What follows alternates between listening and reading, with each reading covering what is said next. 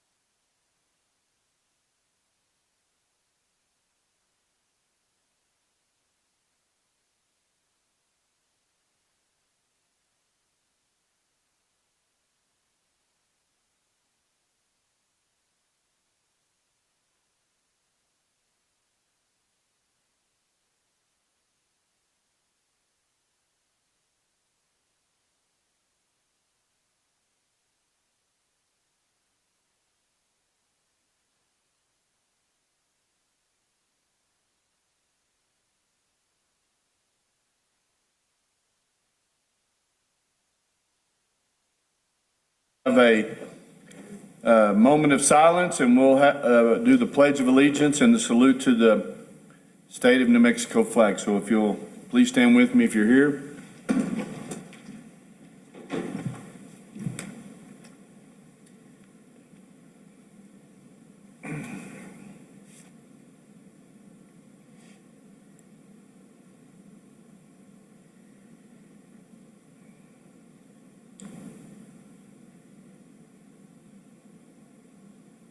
Pledge. Pledge allegiance to the flag of the United States of America and to the republic for which it stands, one nation, under God, indivisible, with liberty and justice for all. I salute the flag of the state of New Mexico, the Zia symbol of perfect friendship among united cultures. All righty then. We're back in business. We're going to move through this pretty quick. We appreciate all the directors, all the input that you put in on the strategic plan. I know it was very long, but there was a lot of great information and we're getting some good feedback. So we appreciate all of your input. So now we're going to move on to our strategic planning, and we'll move into the overall overview of the whole process. So we'll start with Tim Dodge. Mayor Crawford. Who's talking? Oh, there you are. We're just going to do a roll call. Okay, you got roll call. I'm sorry. Mayor Crawford, Here. Counselor Salas, Here. Counselor Letterman, Here. Counselor Coughlin, Counselor Cornelius, Counselor Jackson. Here. We have a quorum, Yeah, I Mayor. forgot to follow the agenda. We have one agenda item. It's to conduct a governing body leadership strategic planning and goal setting session. And we will start with Mr. Dodge. Mayor Crawford, councilors, we have several of our directors that are going to be joining us by Zoom. Some are going to be here on site to present throughout the day. In our process, we really try to, spread out the processes and get directors involved with different aspects, even though sometimes it's not directly in the wheelhouse of duties, but just to try to increase awareness of the organization and expand on their professional areas as well. And then also to give them input into different processes, like a little bit later, we have a committee that's going to be talking about our evaluation process. My piece today is really talking about the organizational structure and looking at the current organizational chart. So Mayor Crawford, I'm going to go into that. Mayor Crawford, as you all know, we are a mayor council form of government, and the mayor retains the executive position in this form of government. He really serves a dual role as being the chief executive and then part of the governing body when the governing body is convened as well. And then it goes down into administration. Today, as we get into the presentations on strategic planning, the organizational chart has different colors.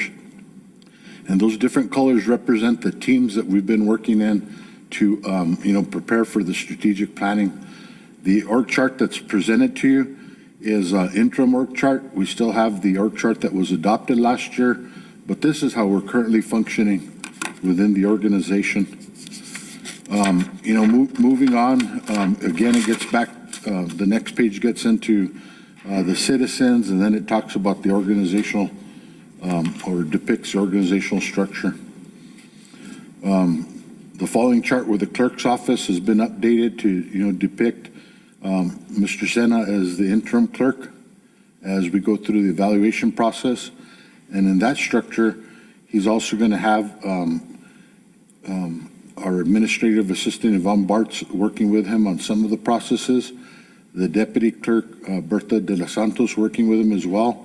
And then Courtney Bennett is also taking on some of the duties and responsibilities within that department to assist.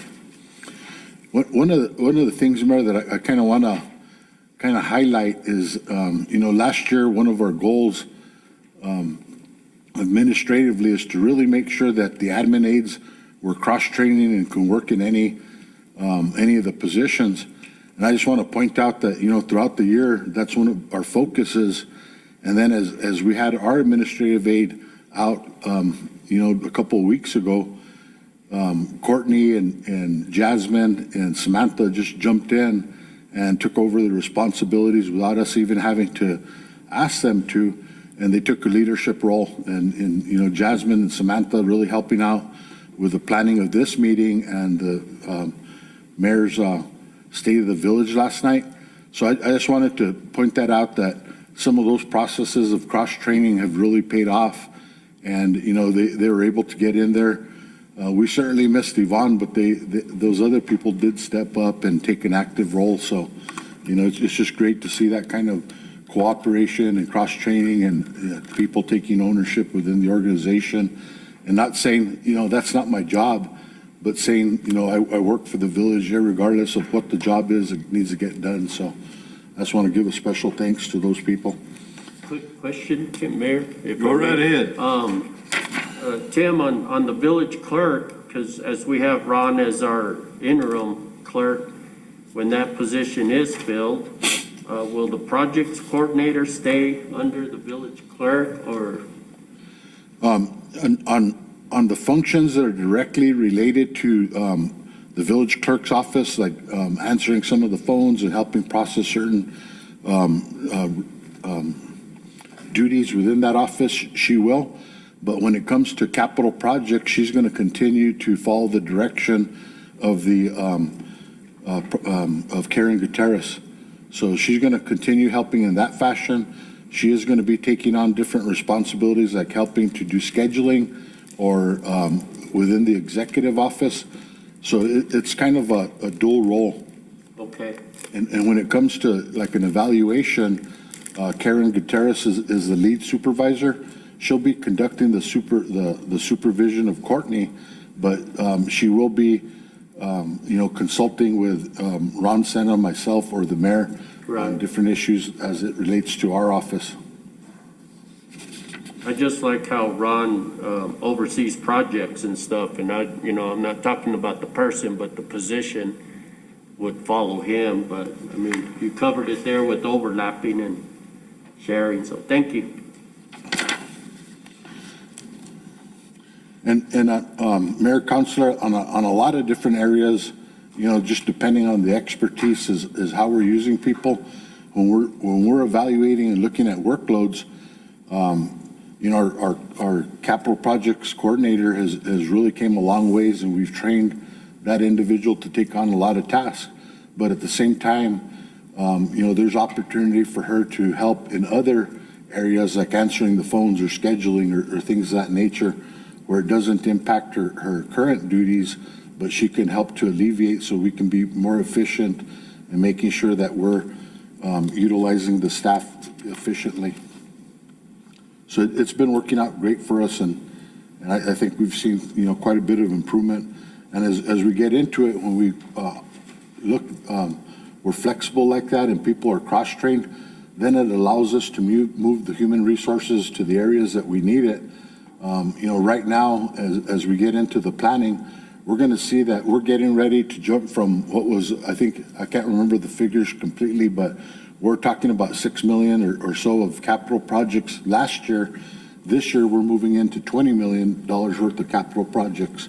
So obviously, we're going to have to shift to make sure that the capital projects offices has the resources to effectively manage those projects. Right. So a lot of those things will be taken into consideration, and you'll see it as we get into the tactical plans. The next department is Cheryl in the HR department, and she's listed as a manager. Under the org chart, she'll be reporting directly to myself as opposed to the clerk's office. The community development department, we still have the same organizational chart. There really hasn't been much change there this year. Last year, we did come to the governing body and ask for a change in adding an additional building inspector, and that multidisciplinary inspector is scheduled to go get his second test in March.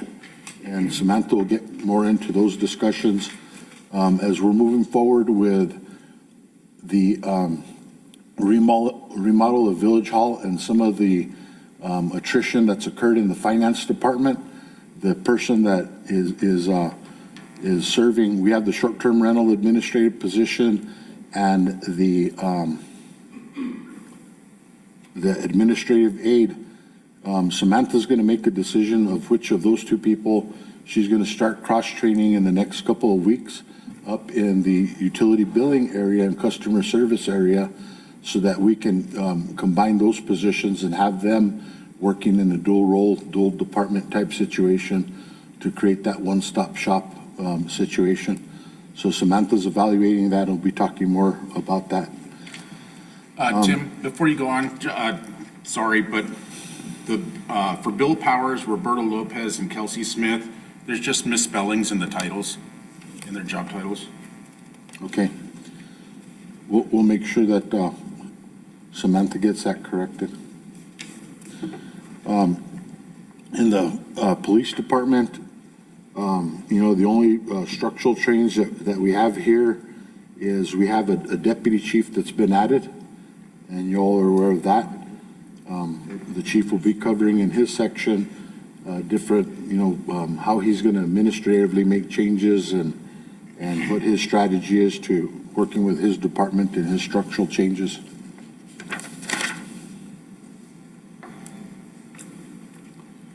And the next couple of pages, he breaks down his department into the various divisions, and he shows the vacancies that he has. there is a number of people that he does have in the process of being hired, and there is a couple of out-of-state hires that he's looking at as well.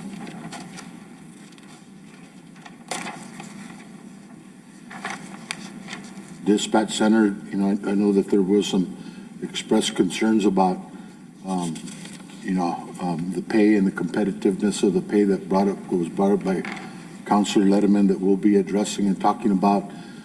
We are recommending in the HR department that there's a committee that a few of the councilors will be sitting in as well, that are both going to be looking at the policy and looking at compensation.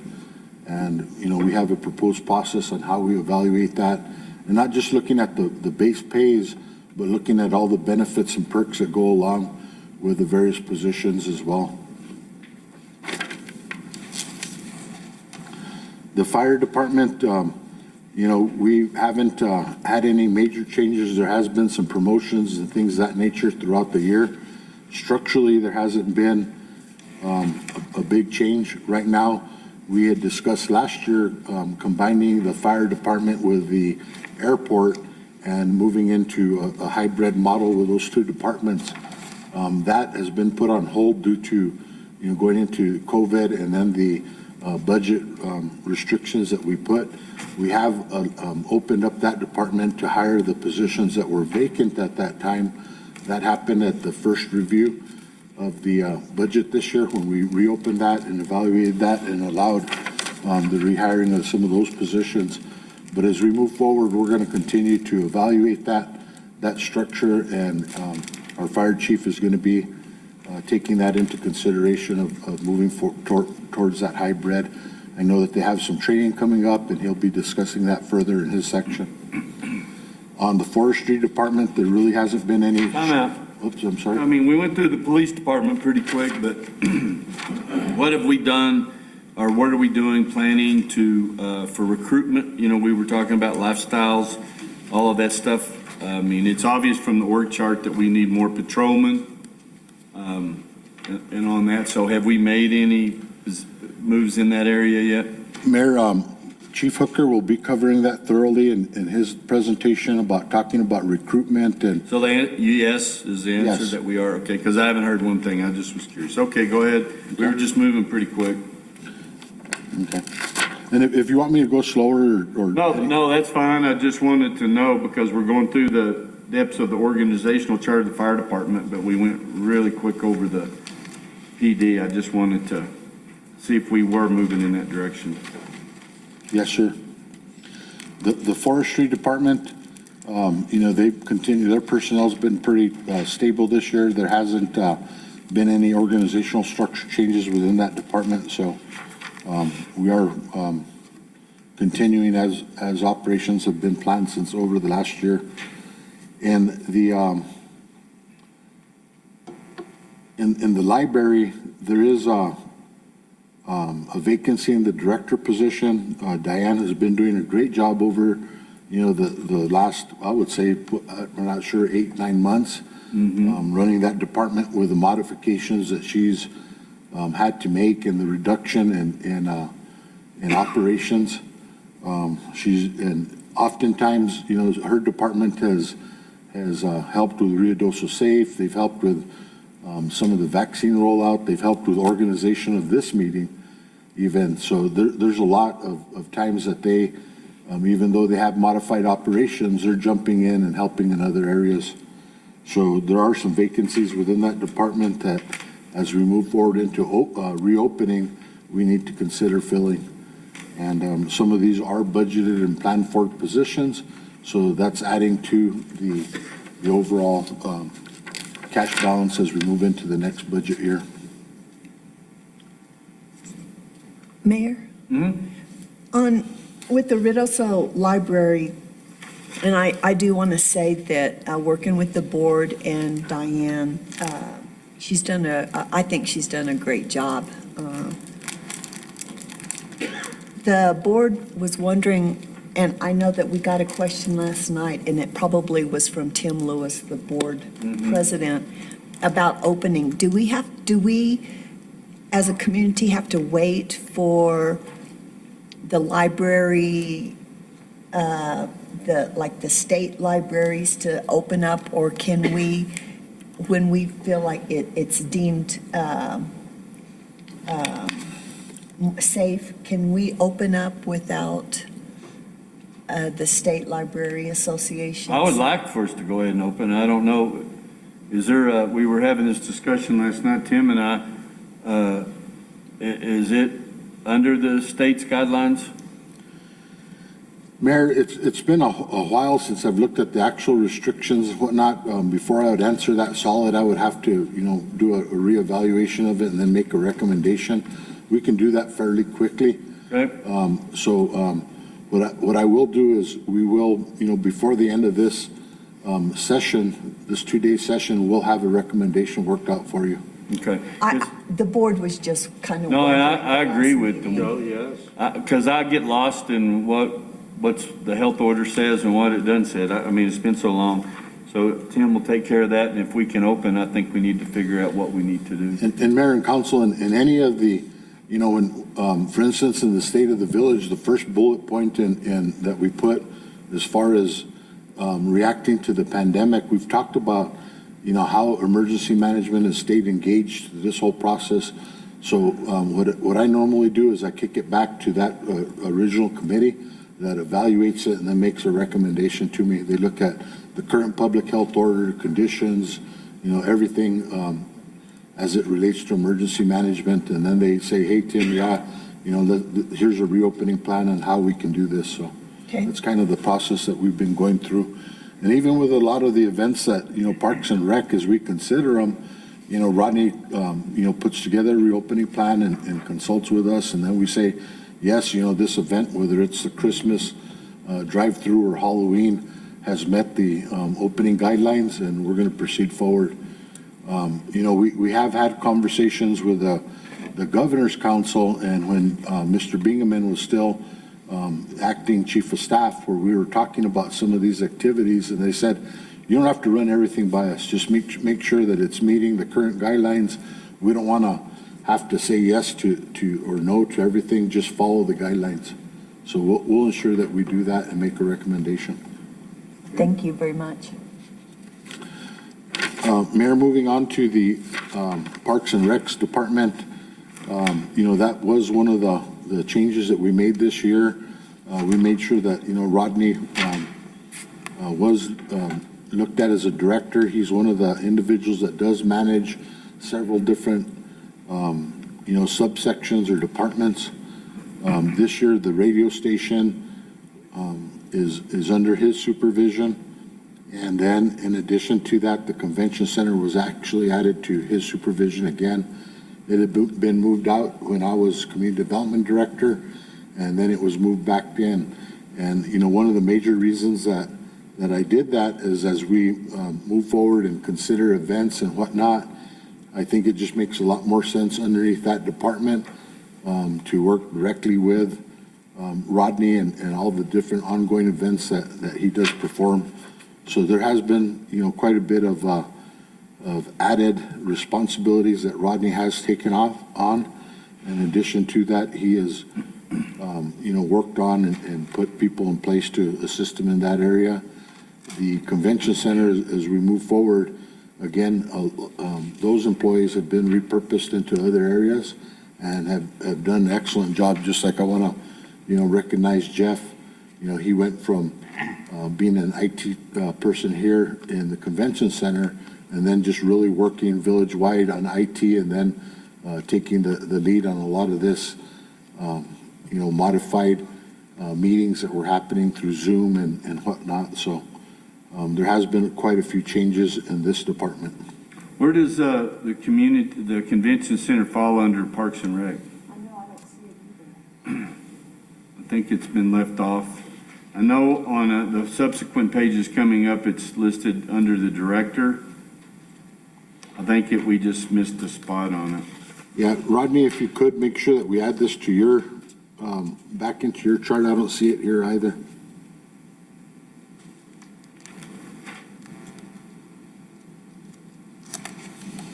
Okay, so Rodney's making note of that, Mayor.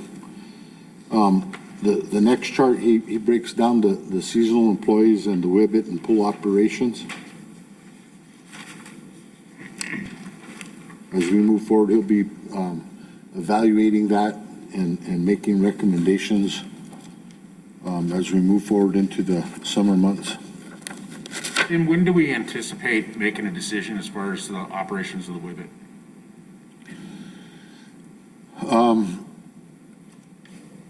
Because I know there's a hiring process and there's all that, and so we kind of have to have a drop dead point. It's a go, no-go. And I know right now everything's up in the air, and, you know, personally, I expect restrictions to continue into the summer. But for the public, you know, some of them are asking, are we going to open the WIBIT this year? What's going to happen? Swimming pool, I've already got asked about. Yeah. Yep. So do we have a timeline for when we anticipate making that final decision?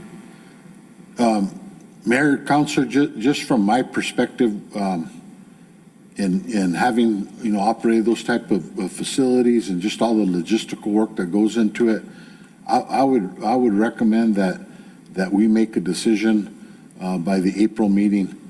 And, you know, that gives us time, a lot of the staff and what we've been preparing for prior, you know, we've already put a lot of the training and things of that place in nature. I mean, those things of nature in place. So, you know, I think we would need to say at least by April, yes or no. Okay. And there's so many things that are changing so quickly with this pandemic that, you know, I'm not sure. I've heard reports that we're going into August. And then, you know, as of recent, I've heard, well, there's hopes that it may be sooner. I think a lot of that, there's too many variables right now to make a definite, you know, decision and say where we're going to be at this summer. But, you know, if you would indulge us to make that recommendation in April, at the April regular meeting. Okay, thank you. I think that's very reasonable. I think April is still kind of a tight, knowing the logistics of what it takes to do it. And, but April sounds reasonable. It's just so people have an idea that it's something we're looking at. It's outside of our control, a lot of this, and we're just evaluating everything just like everybody else. And that's been my comment, that it's out of our control. Yes, we want it open, but it's all dependent on the governor and her orders of what will be released next or not. Right. So, but, you know, because I would say, like, yeah, let's plan it now on opening up Memorial Day weekend, everything, but that governor will say, nope, can't do it. Right. And Mayor, councilors, you know, I know that Rodney's been great at making whatever it is that we have you know, if we have a crack to get something opened up, you know, Rodney's the guy to get it done. So, you know, we're going to do everything possible to start preparing, but we will make a solid recommendation by the regular meeting in April. Good, thank you. Mayor, Council, the KRUI radio staff, you know, is the other one that's been a big change. And, you know, Rodney and his staff have taken on the, you know, the overall operations of that department. So there again, you know, they've modified, adapted, and we really want to, you know, put a great emphasis on this department this year and make sure that we make it successful.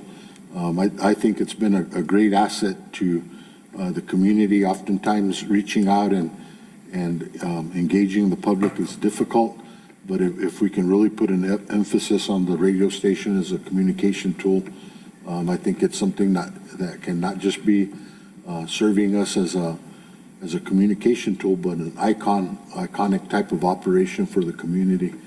You know, I know a lot of people have gotten away from radio stations and gone to different forms, but I think it's pretty cool to have, you know, some of that retro look, retro sound, retro things back in the community. So we're going to continue to focus on that. The community center, you know, Anthony's the other one that has been challenged with the shutdown, and he's, you know, modified his operations to do different types of outreach services. Right now, he is planning on moving forward with a tax preparation process where he's having volunteers going to be set up to receive, you know, the tax information. There isn't going to be person-to-person contact, but he is going to be providing that type of a service using volunteers to the community.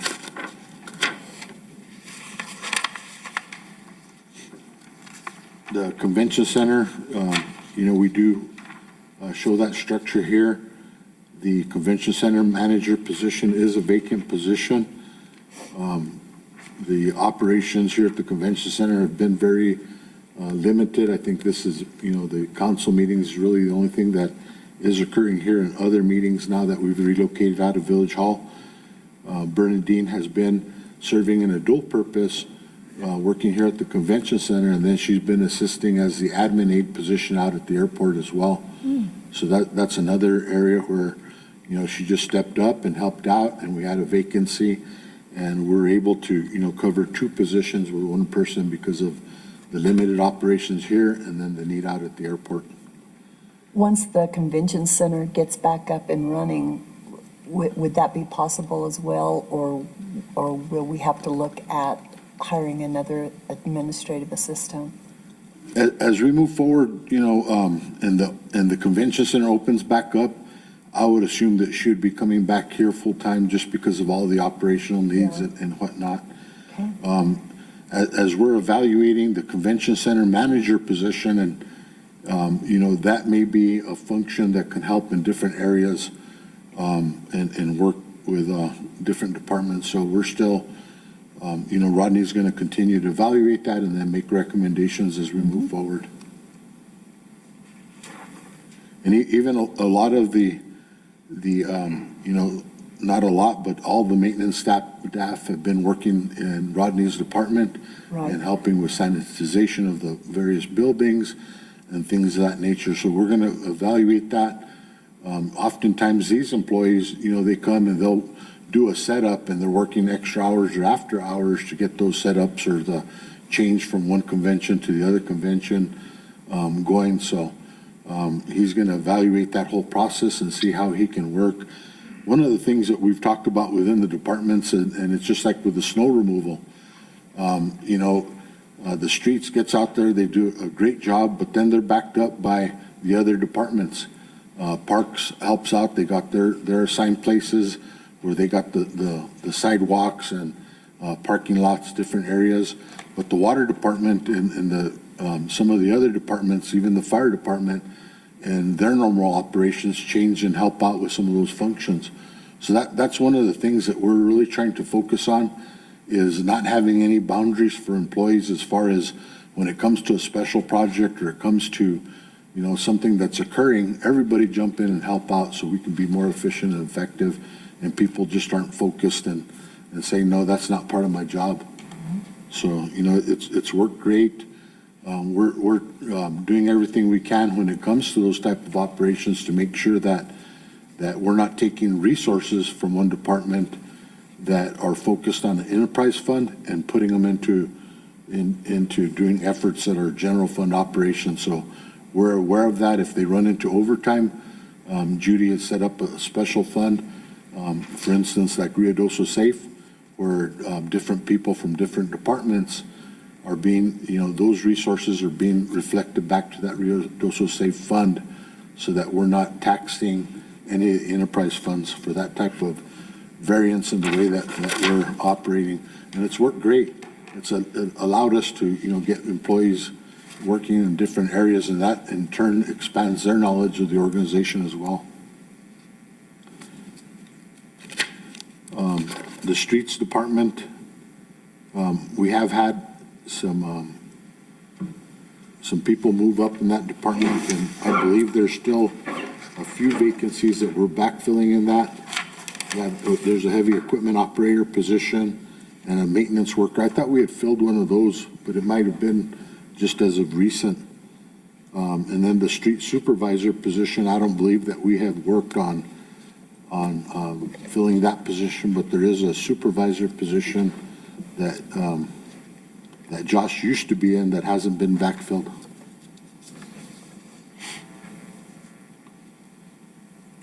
And I believe that one, we're just working through the process of backfilling and filling vacancies and whatnot. This year, again, there were several different positions that had been listed as directors before, and we Through attrition, as we had talked last year, we were going to redefine those positions. If they weren't carrying on several different departments, it was more of a manager position. So the solid waste department is listed as a manager as well, as the streets department was as well. And under this department, there has been some promotions that have occurred throughout the year. We broke up the department as we move forward this year, and we have one person that is, a supervisor, a lead person in each one of those areas. And that's what this organizational chart shows. Last year, we had a discussion about span of control. And when we looked at the span of control issues in this department, it went from your director to Jerry, and then there was 16 people that Jerry had under him, and it was evaluating. And so what we have done is we've changed this organizational structure to take that span of control into consideration and make sure that there's no more than 4 to 5 people being supervised by one individual.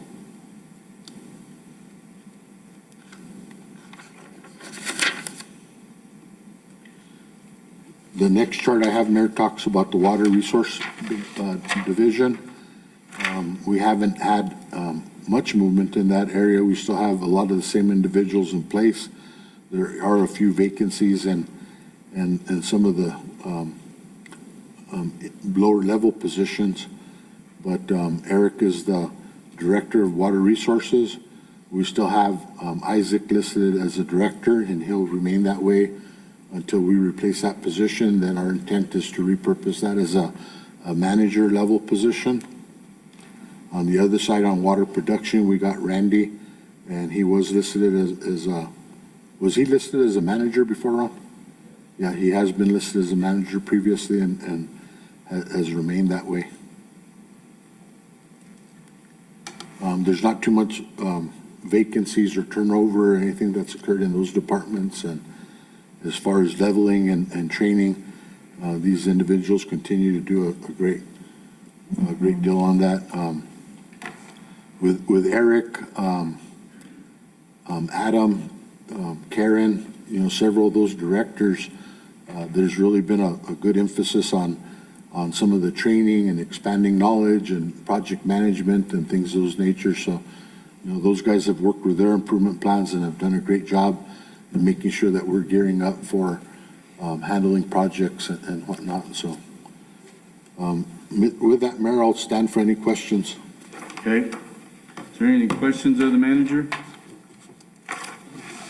Nope. Did we go over Adam? Did we go over the? We did? Well, we have the water resource. Thank you. Do we have public works yet? I don't Did we think we miss it? I did. just see water resource director. I don't see anything about public. Yeah. You have Ruidoso Village Streets Department that shows public works is director's Adam Sanchez. Right, I don't think we went over that. Yeah, we're missing Adams. But right after convention, it. I got Public Works Organizational chart. That's what I got. So we didn't talk about it. No, Adams is right after the convention center. right, We found that. but I don't think we talked about it. We did. Do you not have it? Oh, okay. I missed it for some reason, but, yes, Adams, Adam is, I can't even read his on this one. It's way too small for me. Let me put on my cheaters here.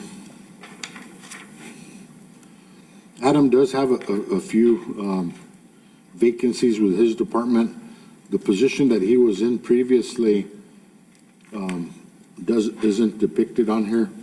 And this org chart does need a revision because he does oversee streets as well. So under Public Works, we need to add the street section under this chart. And so Adam is really overseeing the joint utilities plus the streets department. Got it, So yes. he's a director. Okay, And there's several different positions. The position that he was in, the manager position he was in before has remained vacant. Ron, do you know what his expectations on filling that is?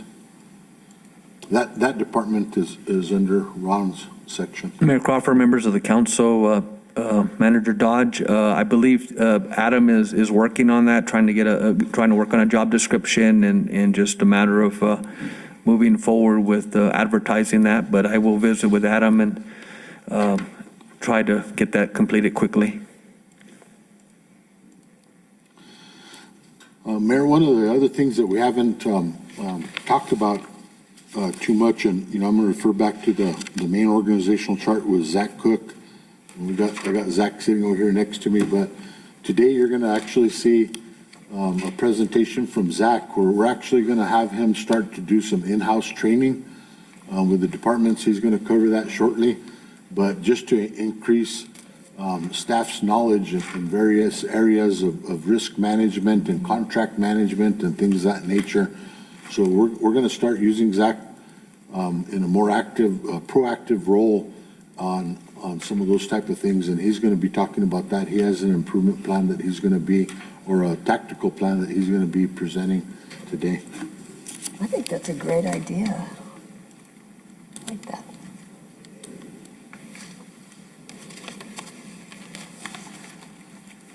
Okay.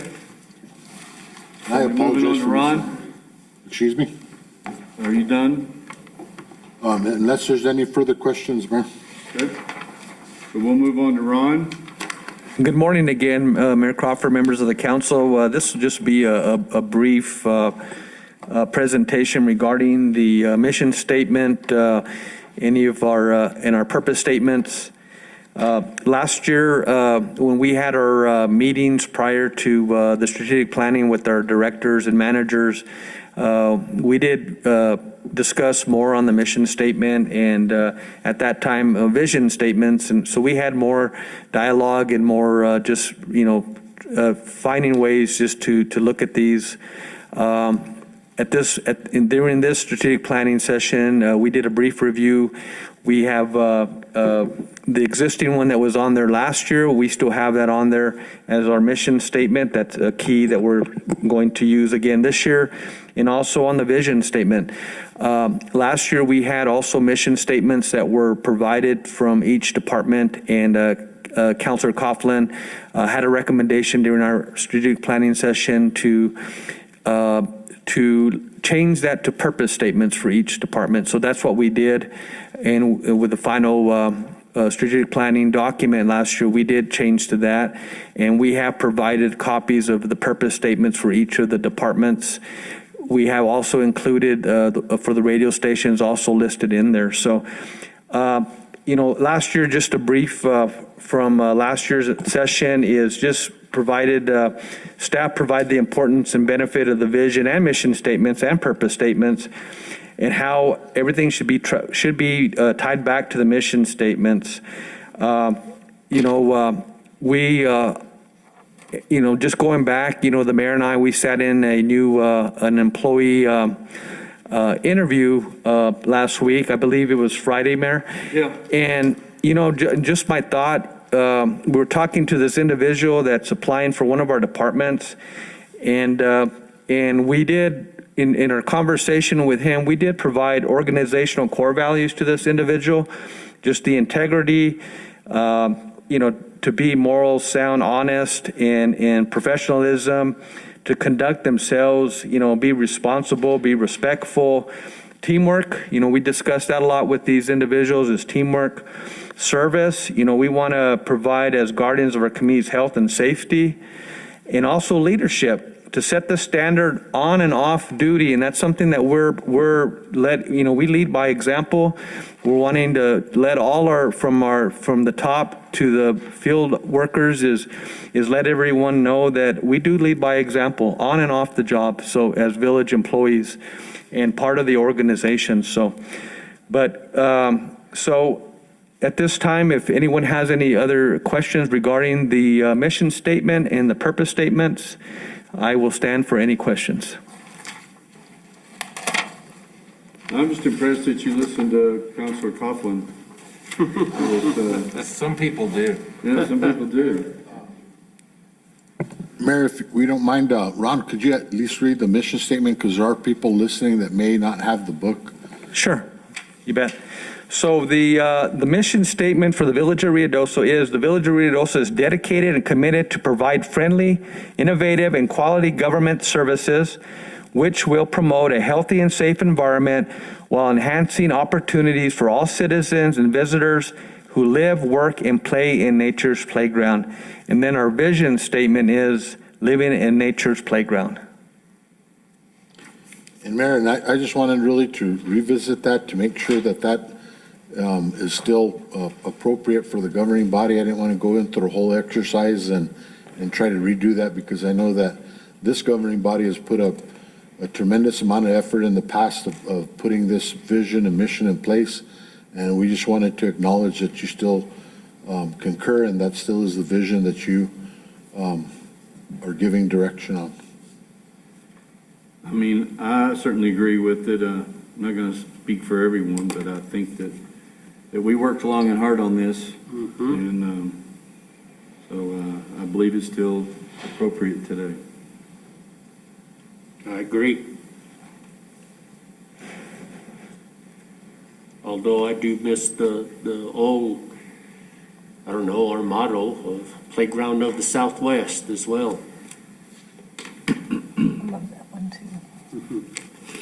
Okay, so now we'll move on to review and planning processes with Samantha.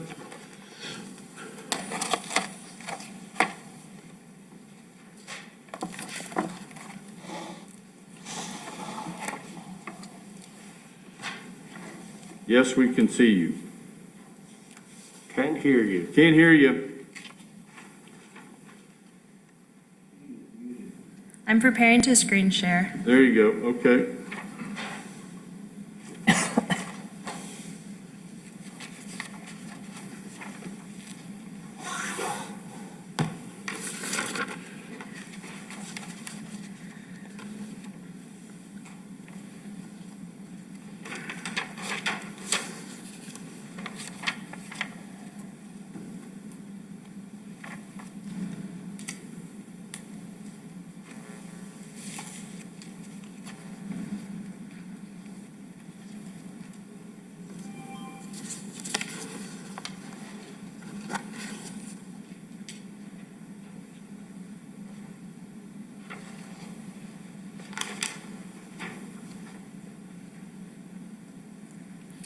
Okay, thank you all. I will be going over the review of the planning process. So we start off with the comprehensive planning. That's our guidance from the community, their input. We had several hundred individuals weigh in on our comprehensive planning that'll lead us for the next 20 years and establish priorities that they would like for the Village of Ruidoso to accomplish long term. Once we have our comprehensive plan put together by the citizens of Ruidoso, that brings us to strategic planning. And that's where our governing body provides us with direction and priorities they would like us to focus on. And that is more of a legislative process. And that's what we're doing here today. Last night we had a lot of great feedback that came about from the questions and answers, and I think some of that will weigh in on our process over the next few days.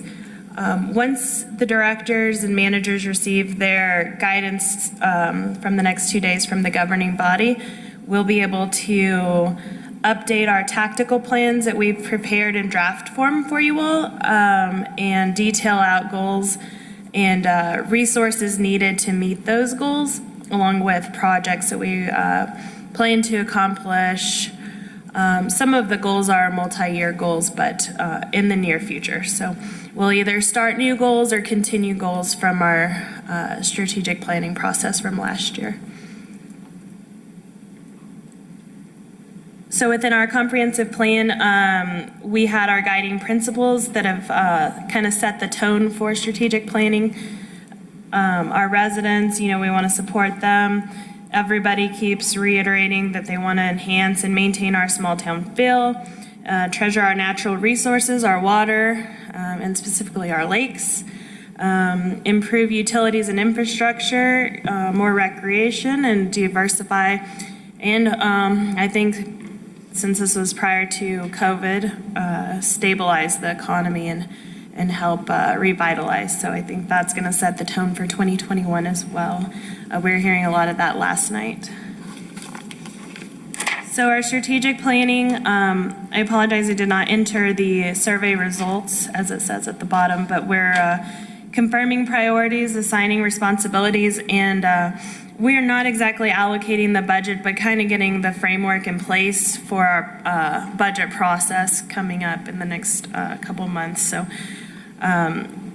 through these next couple of days, we'll prioritize projects and actions that we need to see moving forward. In tactical planning, that ties in department directors and goes down. These are tied directly from our evaluations. A lot of directors were given guidance from Manager Dodge on ways to improve.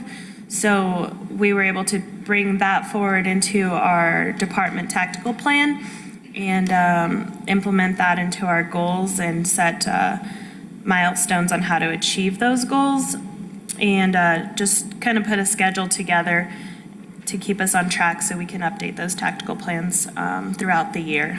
And you'll see those later on in your binder. So our comprehensive plan is awesome because it lays out goals, policies, and actions. The goals are set forth by the community. The policies are what it'll take to get there, and the actions, the directors are responsible for outlining how they're going to achieve those goals. So the clear guidance set forth in the comprehensive plan makes it easier to attain these goals and get us off in the right direction. So our financial plan, we have a one-year budget, and each department has their own budget and goals that we would like to stay within. And oftentimes departments such as Dix are awarded capital outlay, and that is a very, very useful resource for achieving goals. And Dix goals also help forestry and our fire department and emergency management achieve some of their goals as well. So we're all tied in and working together to improve the community. Capital equipment replacement is critical, as we've seen in our streets department. Without the proper tools, they're just set up for failure. So I think that they're on a great path. So on the other side, we have our performance standards and evaluations. And those are completed quarterly to help us stay on track and achieve our tactical goals. Policies and procedures are set forth by department. We all have our standard operating procedures and what's expected. And our tactical plans just help us remain accountable. We've got a section in there that outlines who's responsible. And so we're able to create a more productive environment to keep focused on our results. So that's the brief overview of the planning process. Any comments? Questions? Mayor, just a brief comment. You know, I know a lot of this is just review, and I just wanted to kind of go through this process to kind of refresh everybody's thought process. And one of the things that I just want to point out is now as we're presenting these tactical plans for, you know, moving forward with the operations, in April is normally when we go through our budget process. So if there's things that are coming up today that you may want to consider funding in the next fiscal year, you may want to just make note of it, put it to the side, and remember that, you know, there's a special request coming in, because I know several of the departments have needs that they're identifying that currently aren't funded. So I just wanted to remind you all of that. One question on, you know, our master plans for certain areas like we're doing for Grindstone or whatnot. So we'll go through the tactical process, but then we'll still identify a master plan? Yes. I have a request, Mayor, if I may. Absolutely. By hopefully by this time next year, my request is that we have a rewrite of our chapter 86 of our ordinance, specifically section 32 that deals with water conservation. Giving them a year's notice, because as I said before, that we have some of those triggers that put us into the phases that are non-existent. And I remember Eric talking about forecasting weather, and he had a really good plan. I can't remember it exactly, but that we get that in there. Because I get hit every summer, can we water? Can we water? Of course, I tell, if it's home maintenance, yeah, you could power wash your deck and you power wash your house for painting and stuff, but as far as just watering the garden, according to our ordinance right now as it stands, we can't, or by hand, I should say. Yes. But everybody's wanting to turn on the sprinklers and stuff like that. But that's something that I would request, that by this time next year, we have a rewrite of that section. Mayor Crawford, if I may speak, Councilor Salas, I can discuss a plan and action in detail during the water resource tactical plan review. Great, that would be good. Mayor, Council, if I may? Absolutely. One of the things I just want to kind of put out there, I want to reflect back on just kind of what we're going through right now.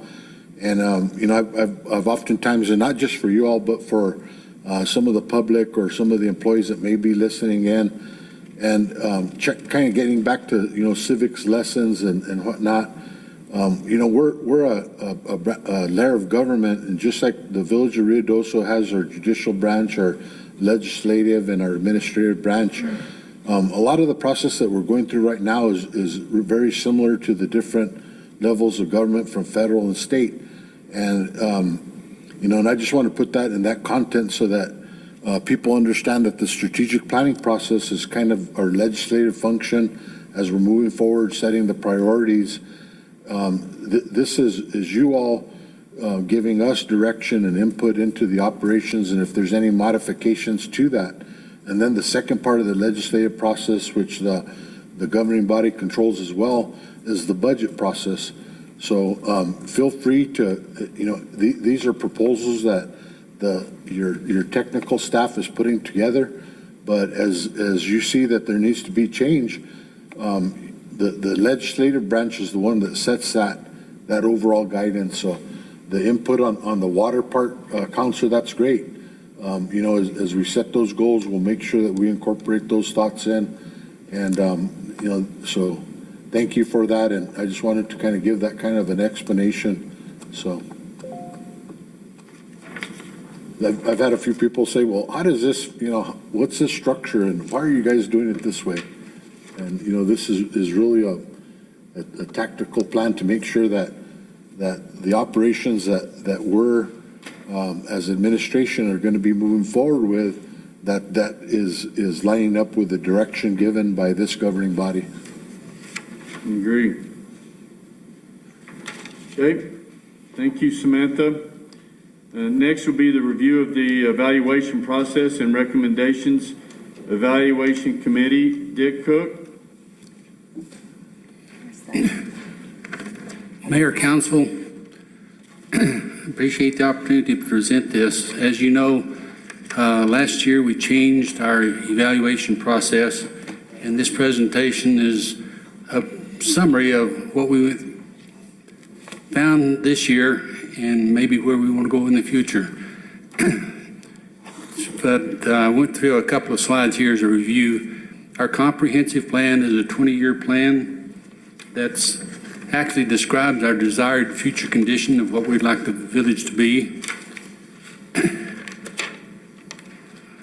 Where's that picture taken from there, Dick? I'm desiring to be that, not that one, the one before that. That's Bonita Lake. That's Bonita Lake? No, not really. Yeah, I pulled it off the internet. I don't know what room you're in, but I can feel it. The next slide is the strategic plan is a breakdown of the comprehensive plan, and you can have a strategic plan for anywhere from 1 to 5 years. And we've kind of settled on the 5-year plan with changes every year. Then we come down to a tactical plan, which is our annual operating plan that tells us what we're going to do for the current year and ties into the budget. And one of the things we need to ask ourselves are how are we doing and how do we know how we're doing? And that's what our annual evaluation process does, is measure our progress and gives us an indication of any problems we have and how we're progressing for the annual plan, which steps up to the strategic plans, which steps up to the total plan. Our current evaluation plans provides for 3 different performance checks on a quarterly basis during the year. We have one in June, one in September, one in December, plus a end of the year evaluation in March.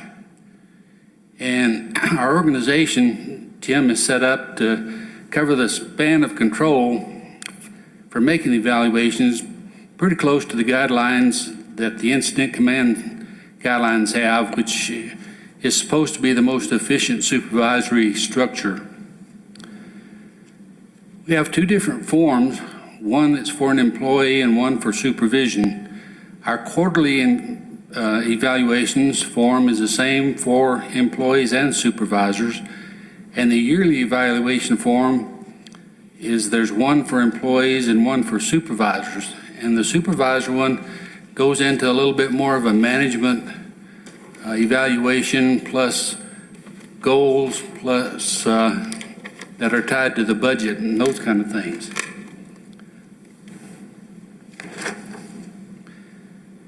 One of the things that this evaluation allows us to do is that we were instructed to get with our employees and find out what their aspirations were, and if they'd like to work up the ladder, change jobs, work towards another vocation or whatever. And so it gives us a chance to provide a training program so they can move towards where they want to live. Plus it gives a chance for us to develop a training plan for each individual within our department to do the things to make him a journeyman in our department.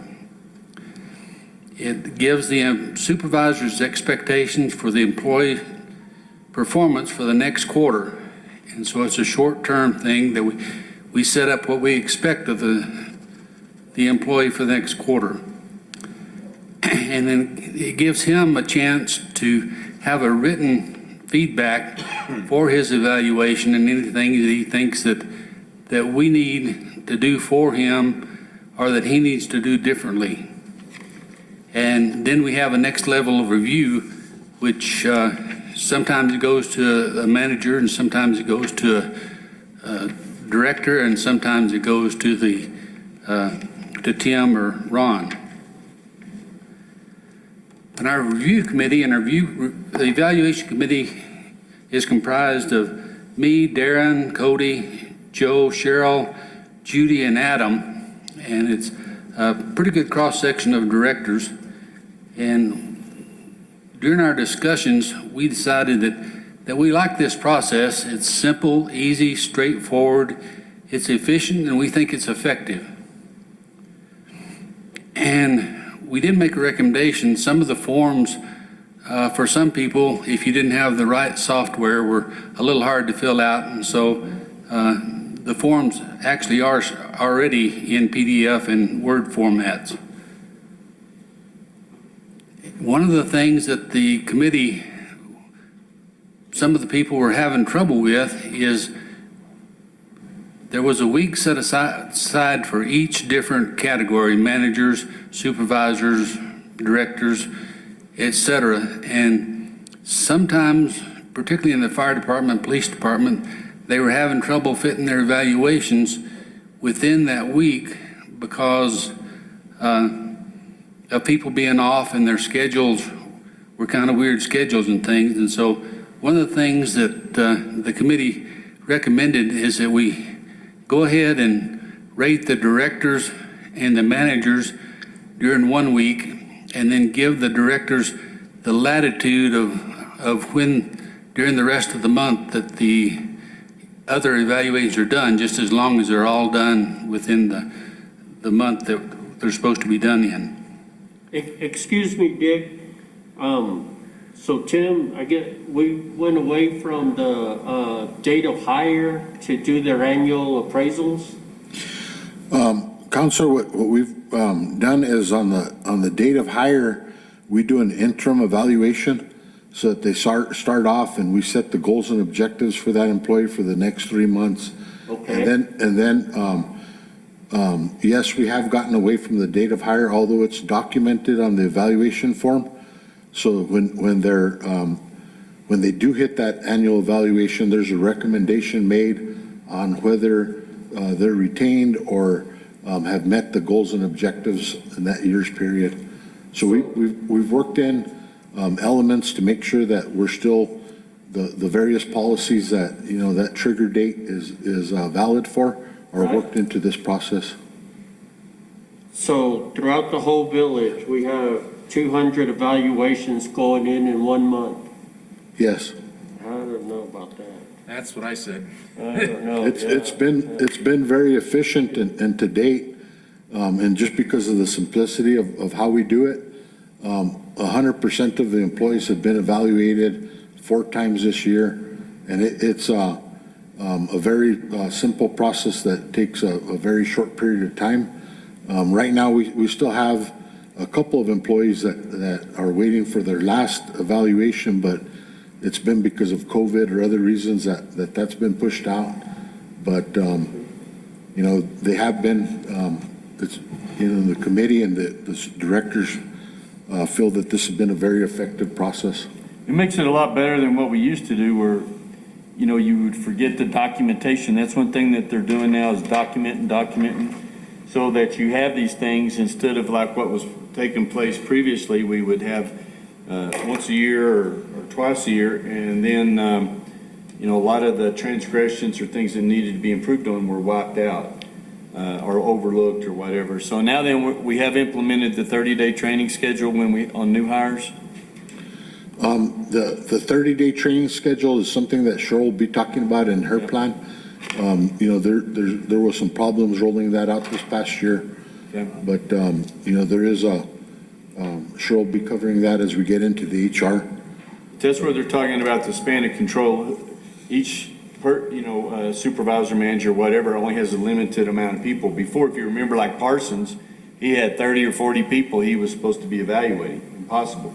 Now then they have it in groups of like 7 or less, that they're able to check with daily, and then once just do a quick evaluation, and then if there's things that need to be addressed, that they're documented and followed up on, so that we have corrective action, or if we have an issue, then we can address it quickly. And I think it's been working. From talking to the directors and managers or whatever, they seem to feel more at ease with this process than what was going on before. That it's become just standard operating procedure to have this thing happen, rather than once annually or once a quarter that you have a big meeting and then the disagreements become more focused. So anyway, I think it's working well. It seems daunting when you put it into that framework. Oh my God, we got 200 plus people. But when you break it down one bite at a time and you have people that are actually managing, Right. Then I think it's working pretty well. Okay. Question either from, Okay, one, Hold on 1 minute, Dick. We got Councilor Jackson asking a question or comment. and it could be directed to either the village manager or to Dick, but I'm going back to the span of control slide, and I saw that there were quarterly evals are the same for the employees and the supervisors. Here's my inquiry. If you're demanding more of your supervisor in terms of goals and achievements, shouldn't those be tied in a separate line item for the supervisor, as opposed to making it a blanket form for both? Because at the end of the year, the supervisor is going to be held to those particular requirements. And rather than getting an aha moment at the end of the year, it seemed like if you walked it along quarterly, there would be less of that. Mayor, Council, and that's, when you look at it, the tactical plan works into the supervisor's or the director's evaluation, and then it breaks down into the departments, and then it's visited on a quarterly basis. So as they make progress on those items, then it's documented exactly what type of progress that they're making. So it just ties down in that latter type of approach, step down. Thank you. And I'll just give a quick example of that. Say in the police department, one of the retention and recruitment is going to be an issue that comes up. That may be a goal that's established for the chief, and as he breaks that down into his department, then it starts to reflect in the evaluation for each one of his divisions, where his deputy chief or his two lieutenants may have that common goal built into theirs. So as they work administratively on the hiring process, then they start to make sure that those goals and objectives are being achieved. And then when it comes to his evaluation, the chief's, the progress that has been made is reflected back on how he's properly directing that staff.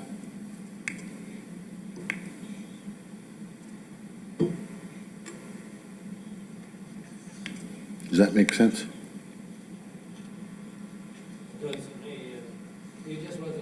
Maybe it was because I wasn't reading it right, because when I saw it last night, it was late, but I wasn't sure that it tied because I didn't see the follow-through on the subsequent slides. Yeah. And one of the things is that, like, for instance, like I supervise the chief. So anybody directly under the chief that the chief conducts an evaluation on, I'll be the reviewer of that. So as the goals and objectives are set up for his subordinates that are directly under him, I'll review that just to look at consistency of the evaluations. And then the same thing, the chief reviews the evaluations of his subordinates to their subordinates. So it creates kind of a ladder situation so that we're staying consistent. A cross-check. Yes. Thank you. And it's been a very efficient process for us to, get done and complete. And that's how come we've had such a high rate of completion, is because it's not complex. It's a simple process. And it all ties back to what we're working on. All right, Mr. Cook, please proceed. Okay, just one more point in that Manager Dodge is looking at an overall coordination between compensation, pay, evaluations, penalties for bad behavior and some of those kind of things. And so the committees are still kind of a work in progress, and Manager Dodge has set up a compensation committee, and sometime this next year we'll be getting together with the compensation committee and seeing how we can tie all these things together to work better for management and problem employees and some of those kind of things. Okay. What does it mean, floating holidays to be tied to performance and behavior? If something happened that your behavior wasn't appropriate, you wouldn't get a floating holiday? That was discussed, and what we discussed within the committee was that if somebody had an employee that did something that was inappropriate, then he'd have the next quarter to correct it. And if he didn't correct it, then we'd look at different ways. And this floating holiday thing hadn't been discussed, recommended, anything but within the committee. But there are other things that we have. For instance, now if you have an accident that's reportable, or if you don't get all your training for safety, you don't get the safety day. And I think that the Manager Dodge is trying to look at overall to see if there's not some leverage we can use for maybe helping employees get over a bad attitude or some of those kind of things. And those are still things that we have in discussion. Thanks, Dick.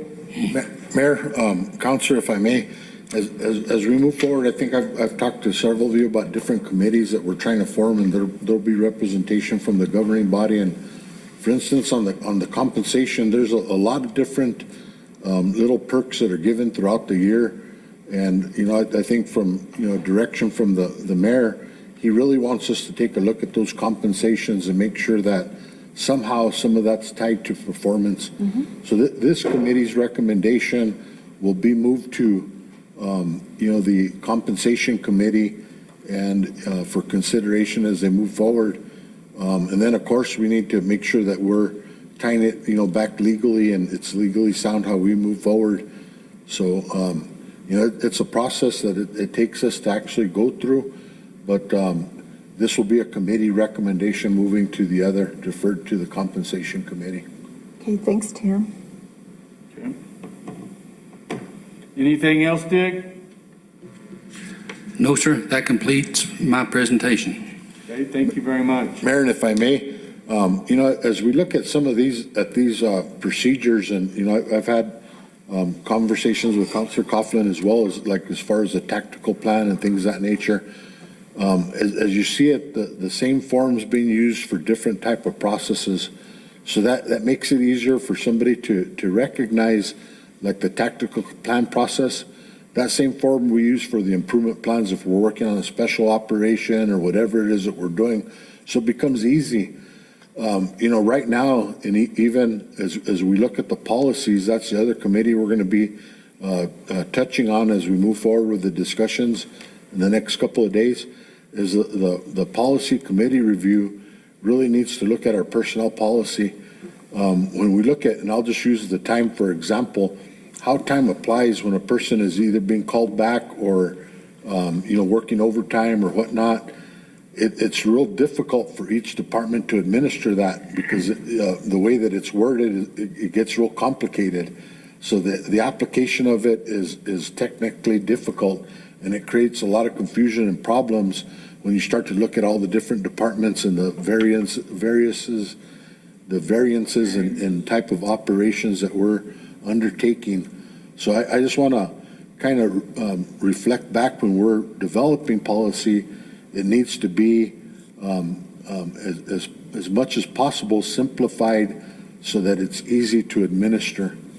And that's right now there's so many different compensations and benefits and things that it gets difficult.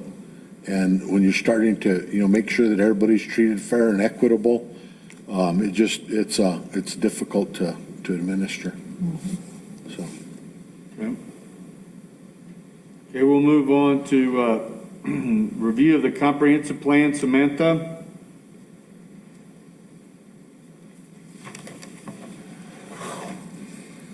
Thank you, Mayor. I just wanted to do a high level of our comprehensive plan and how we're using it for today's process and also our tactical plans.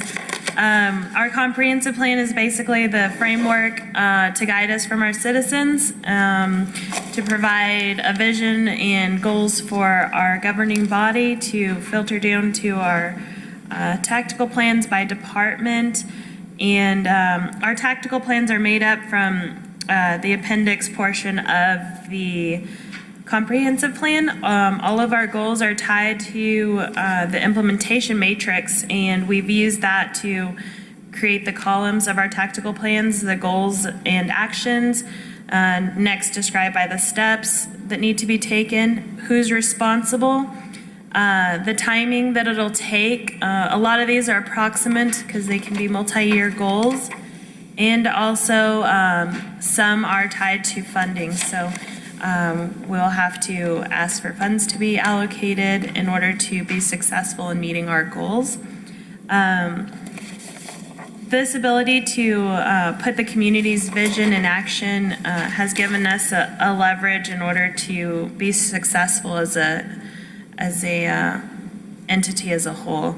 And so this guiding document is extremely helpful and a tool that we use throughout the year, not just a plan for the shelf. So we're very thankful to have this as a guide and look forward to using it in the years to come and this year as well. Well, I can tell you, I'm very impressed with the detail of this that you have, from the description to the little artwork at the bottom of the page. There's so much detail that I can tell you had a lot of collaboration, I hope, in putting all this all together.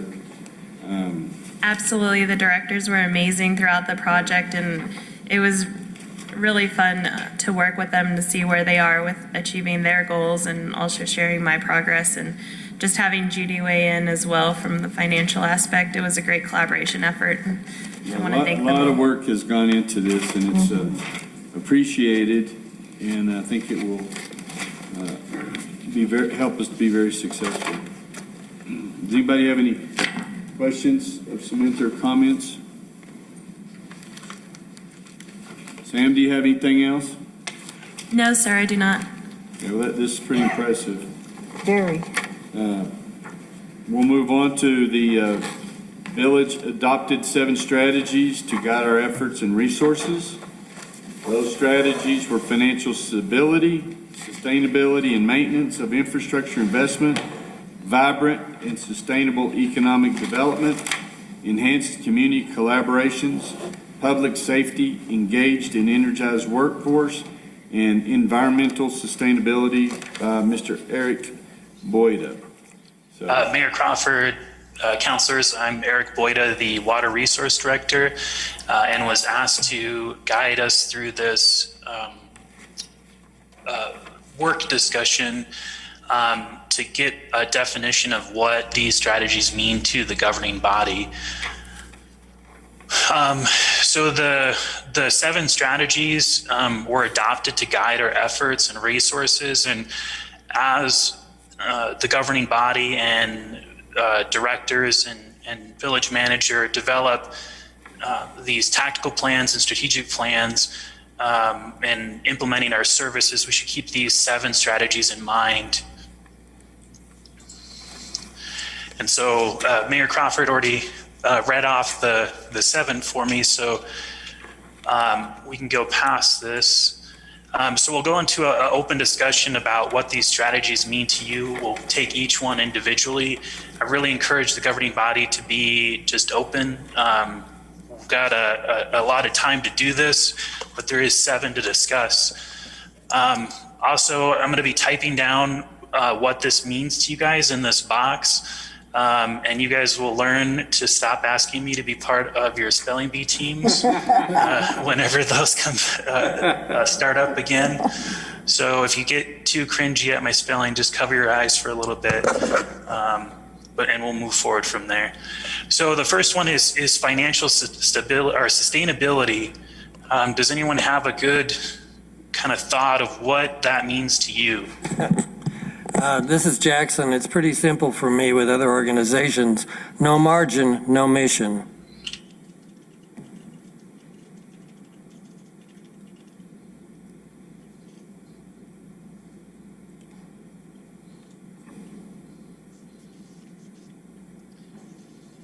Anyone else? I did get some results from folks. I hope you guys thought about this a little bit before ahead of time.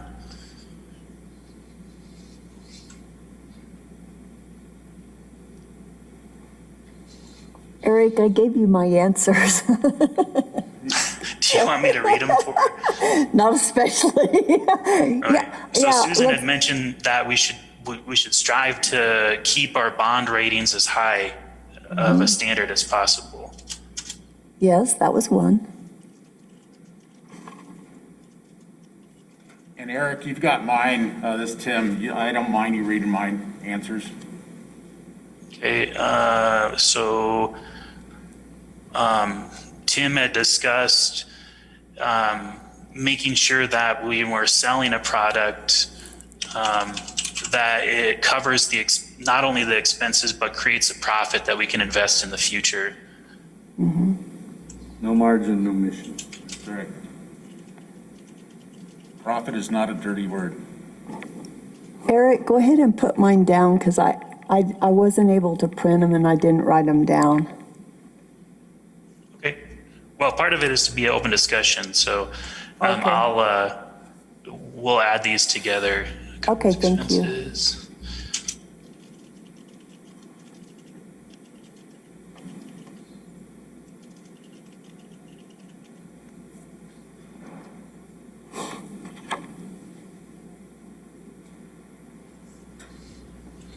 Okay, and then the other thing that Susan discussed was,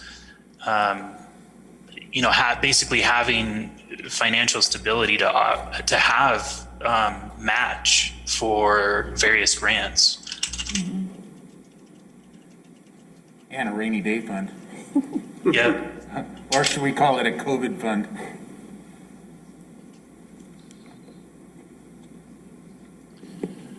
So any other last comments on this? Councilor Cornelius kind of talked about the enterprise funds and making sure that we can maintain infrastructure and make improvements without the GO bond. Once we're able to make substantial enough repairs that we don't need those additional funds anymore. That's a good one, John. Well, I also mentioned in there, I'd like to restructure the water rates. I think we should have a base service charge, whatever it costs to maintain Maintain the system. and a usage charge. Yeah, I'd go for that. I put in, when I was putting in one of my rainwater tanks, my neighbor came over and wanted to know about it. And I gave him the spiel about how we could save water and stuff. And he wanted me to order him one. And he said, the damn village is charging me for 3,000 gallons a month and I never use that much, so I'm gonna fill that tank up. So I don't think the minimum encourages conservation. Yeah.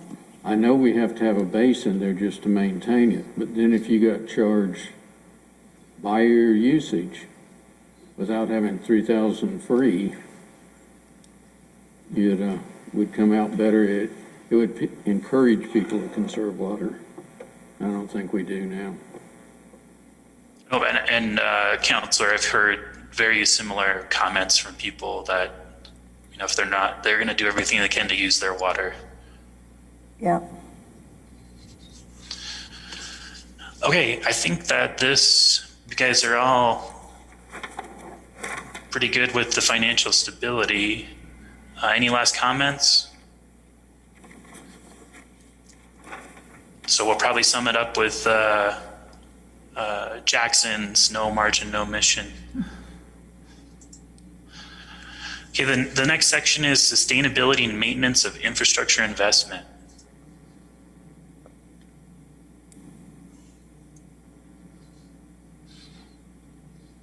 Well, your asset management plan that's going to initiate which infrastructure, as far as water and sewer, would be prioritized. Because I still get calls on galvanized pipes in their subdivision. And that's kind of going along with what John was saying, yeah, we got GO bonds that are paying for that throughout the village, but a solid plan that we get off those GO bonds and stick to our SGRT funds, which that was what was originally adopted for. So I don't know how to put that into a statement of. Eric's doing That's it. what Eric's for. You just did. Well, I think the rates ought to cover some of that. Besides the cost of water, we should have cost of maintenance and I agree with improvements. that, but right now, we're still We're playing catch up now. being catch up where before, what I recall, working in the parks, Richard was spending $1 million a year out of SGRT fund to replace water line. And it was upgrading, putting in the 6-inch line and the hydrants and stuff like that. But I agree with you, we gotta evaluate those rates and they need to be adjusted for water consumption as we go in for operation and stuff.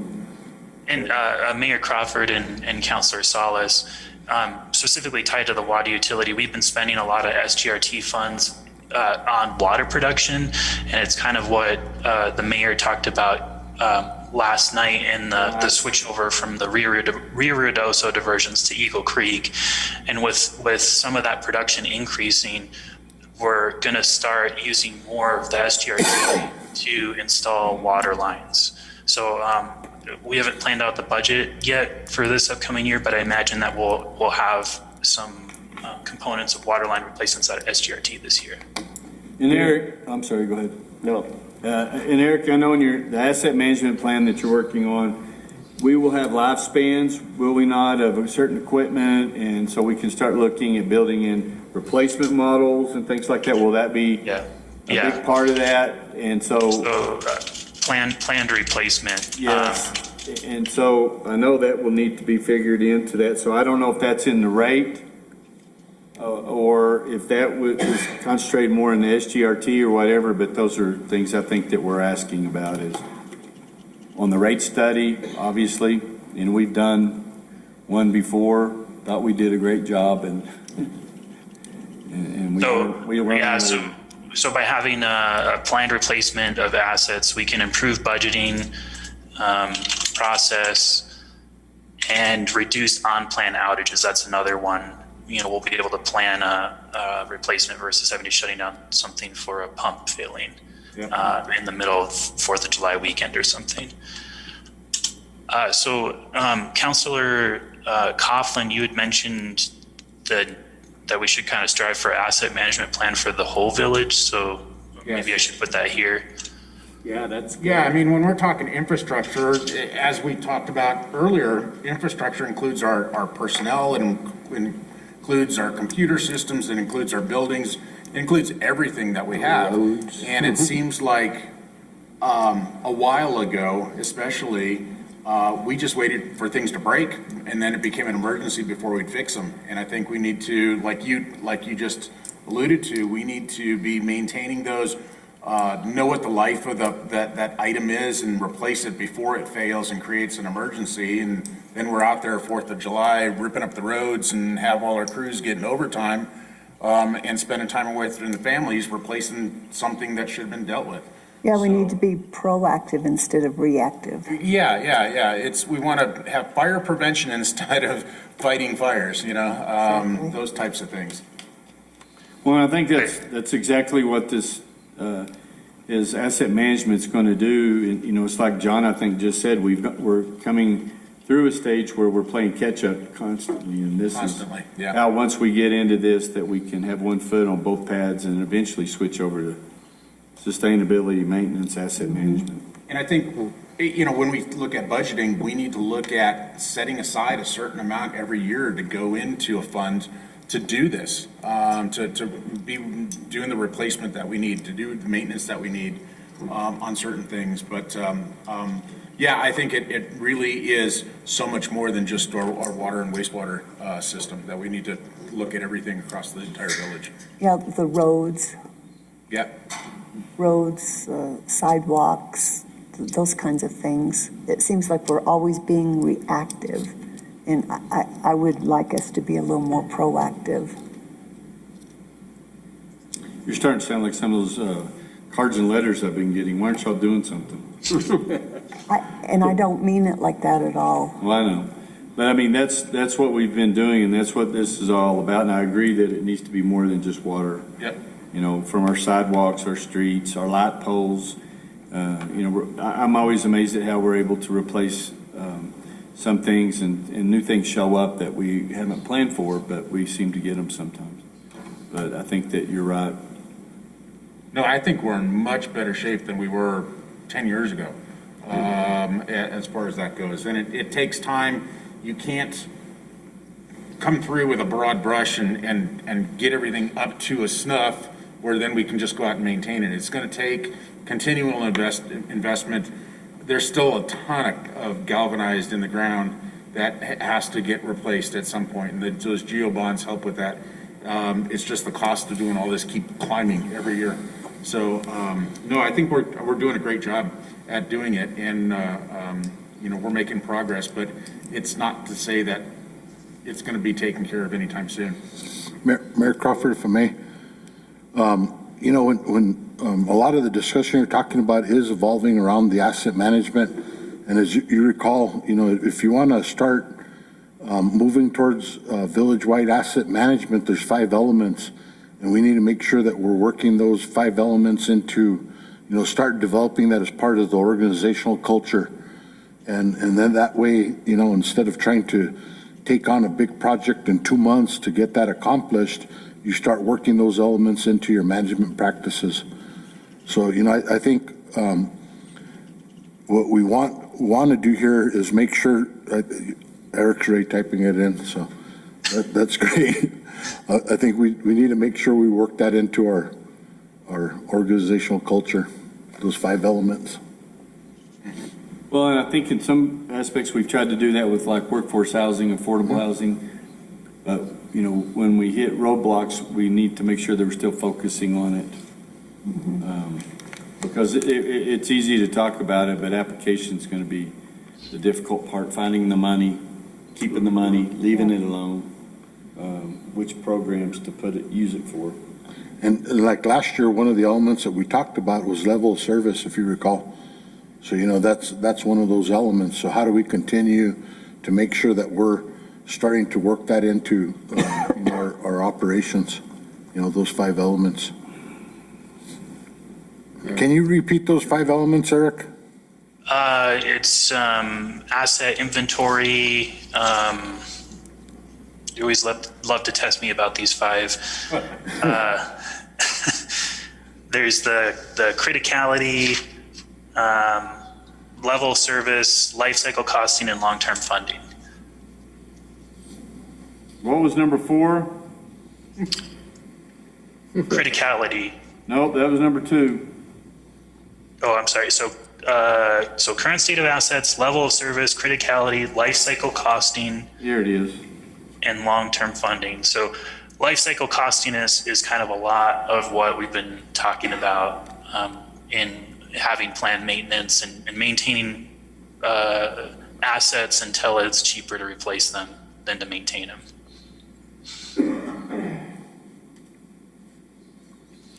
I think you're going to have to talk to some of the directors and some other departments like Tim mentioned. On the ones you're doing right here, those are enterprise funds. They're supposed to have that covered already. They don't, but they should. And we've been fortunate that the citizens have seen the reality on our water system and have passed the bond issue for about For a while now, I get yeah, 4 or 5 years. 4 election cycles every 2 years, I think, or 3. But if that goes away, we need to have it built in where an enterprise fund theoretically pays for itself.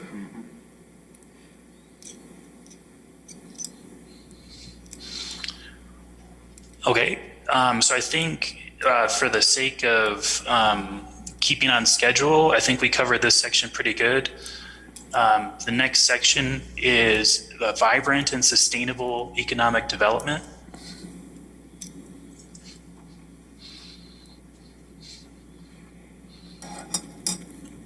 It's John. I think I may have written this down, but I still say our best economic development is getting fiber in town.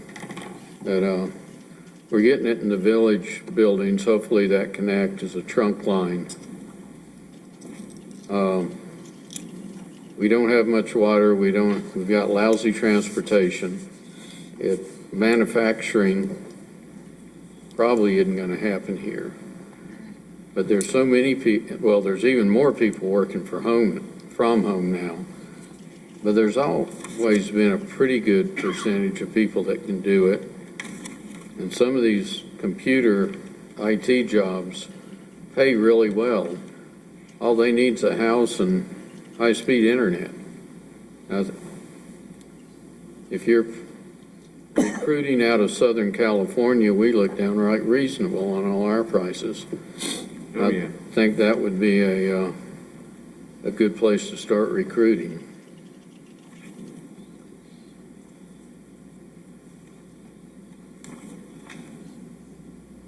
And you had also mentioned in your description that fiber and recreational opportunities, both to help attract professional workers. Yeah, I think a lot of those folks that are, programmers and stuff, they're reasonably young. And so I think all of our recreation around here would be really attractive to them. So John mentioned some good kind of to-dos, but what does a vibrant and sustainable economy, what is that for you guys? Eric, Mayor, if I may, Go ahead. fiber is something that it doesn't seem like we brought up in the state of the village, but my question is, I think it still needs to be a priority. What department do you feel that fits best into to take on as a priority? And, just from my perspective, when you start to look at that fiber issue, there's really three providers in the community, right? Mm-hmm. And I think they all come in, they establish what their business model is, and that's their focus. And then they leave. Yeah, and then they kind of go on and they're going on about their business, but is any one of them really coming in and comprehensively getting to the level of service that the community is asking for as far as economic, being an economic driver for the area? And how do we foster that? How do we encourage them to get to where we as a community would like to see them get to? And are they just being driven by their individual business models? They're being driven by their individual business models. We've talked to them before. They're set up on hookups. Once they build their infrastructure, then they get their hookups and they get to a baseline model, and then the rest of it's profitability. There's nothing for them to do. They're not, they're barely maintaining their system. And right now, TDS is in a catch-up position to what we've done with Windstream. So I know they're working really hard. You don't see a lot of Tularosa Basin folks anymore. No. And so, we've got to figure out some way to hold them accountable or whatever. And that's one reason we were wanting internet moved under the not TRC. Is it TRC? Railroad Commission. One of them, they governs the phone industry, utilities, but somehow internet is not governed by anybody. So we have trouble having a hammer. So The PRC? PRC, there you go. Public Regulatory Commission. Yeah. Because we would call and try to get help, and we got none because they said we have no control over it unless the phone is through it. And then the telephone is regulated under the PRC. So if we could find some way to do that, because they'll come in, and then it's with all the screaming and jumping up and down that we've done literally over the last 8 to 10 years, it's actually brought it to this point. And then the break that we got with Windstream. So I don't know how we do that, but I think that's in the I don't know, community development umbrella. It looks to me, but maybe if we have a quarterly engagement with those companies, and we get them to come in and we actually start holding some people, I don't want to say accountable, but we bring them in as partners, community-wise, and let them understand their neighbors. The lady that used to work for TDS that lives in Alamogordo, I could call up. She won't even return my phone calls anymore. All right. After I gave her about 30 hookups. If you're talking about the one woman, she's not with them anymore. Beverly or whatever? I can't remember her name. I've got it right here. But one thing I'd like to see on the vibrant and sustainable economic development, I think is critical, is workforce housing. Without workforce, we don't have anything really. And that's one of the things that we've talked about in some of the presentations yesterday was, how we're going to energize the workforce. And so I still am at a loss. I got to have workforce present. Yeah. Mayor, just real quickly, right now we have our ID department that's under finance, but for, Judy and Samantha, if you guys can look at your plan as you're presenting, let's make sure that we get fiber in here somewhere so that we, have a focus on, pushing forward on the fiber issue. Well, and I think it was really strange because I mentioned it briefly yesterday, but for I don't know how many years now, it's been on our ICIP top, the Chamber of Commerce. We've had presentation after presentation, and now then it's like we actually are doing something, and so we've kind of moved on to the next one. I think you're right. We need to stay heavily engaged with that and let people know that we do have a backbone, that they can be getting into it. But you would think that these individuals would have a sales force. Well, it's going to be hard, I think. We don't have much of a hammer on it. We've got the franchise fee, but that's about it. And to me, now that the village paid to get it, sort of the trunk line into all the municipal buildings, except for the airport, that gives them a good start to getting it in the neighborhoods. So if they were trying to grow their business, I think that's a good start, but I'm not sure how we can encourage it, but I'm not sure how we can make them do it. Well, and to get it affordable, I mean, Exactly. heck, you go to some other communities within the state and it's half the price Oh, easy. than it is here. And it's kind of ridiculous. They kind of got you there and they're just not going to budge because there's not a lot of competition. Well, and also, the construction costs are way higher. I mean, I looked at some of the work studies that they had done for like Pecos, Texas, and different ones, where it's flat and square, and they just have one of these rippers where they pull the cable in and they're done. You're not doing that up here. They've got soft dirt. Yeah, they got soft dirt, they got plenty of land, right-of-ways are not an issue. And up here, it's all uphill, crooked, and rocky, so. But we might be able to help them on right-of-ways and stuff, But I think that it would be, I think it's important enough, and I can't believe that we've really kind of looked over it since we've started actually getting fiber in the ground. But if we have someone dedicated to contacting these individuals, and because my contacts vary, they don't answer their cell phone anymore. Debbie, she doesn't answer the phone. You leave a message, she'd call me right back. She doesn't do that anymore. So I guess we need to develop points of contact and have a triage tree that we find out if they don't answer, who do we go to? Because I'm starting to have a lot of blackouts on my TDS where they're dropping right and left, and I haven't had that. And so you call and you get in line and they say, we notice we have a situation in that area.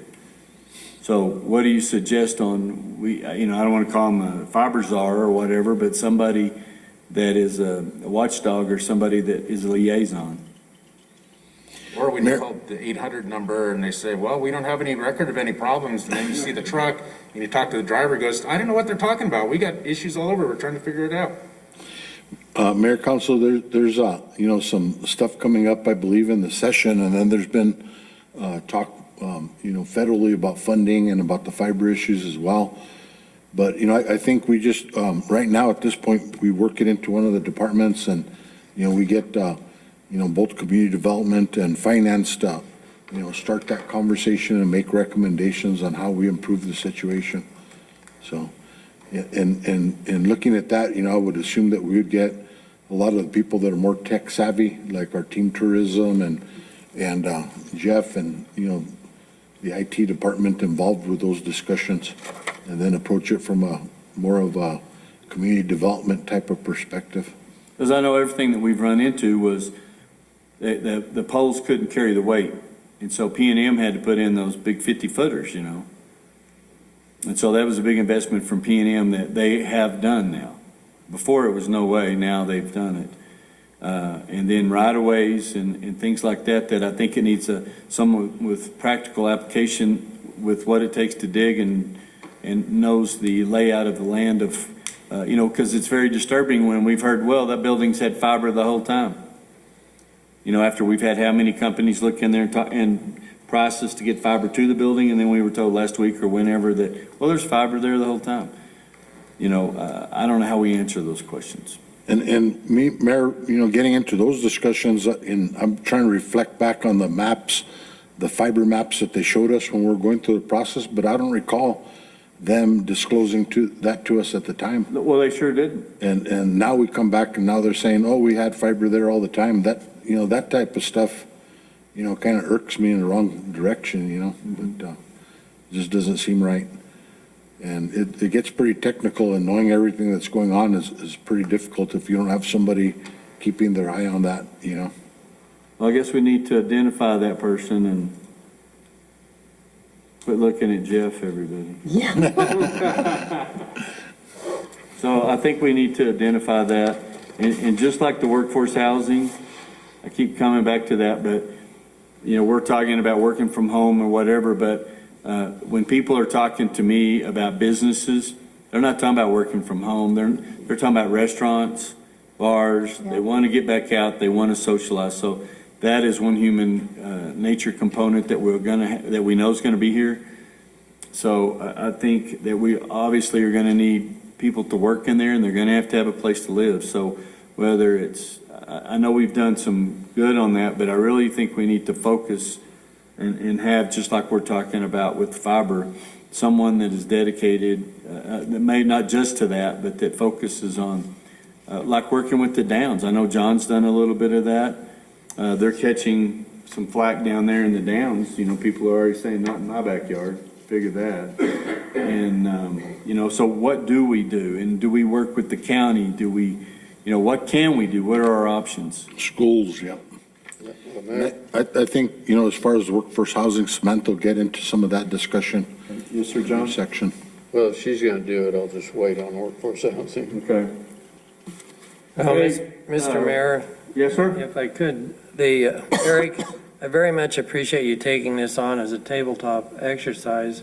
Rather than create silos in our reading, I think most of what we've just discussed was very carefully presented into the comprehensive plan guiding principles that were presented by Samantha. And I think many of those topics that we've just brought up could be merged into his document as well. It covers workforce housing, increased wages, increasing employment opportunities for those that are small business startups, and most importantly, improving broadband service. And she cranked it out under 6 topics that very much address these issues and merge well with his documents. And that's all I really have to say on it.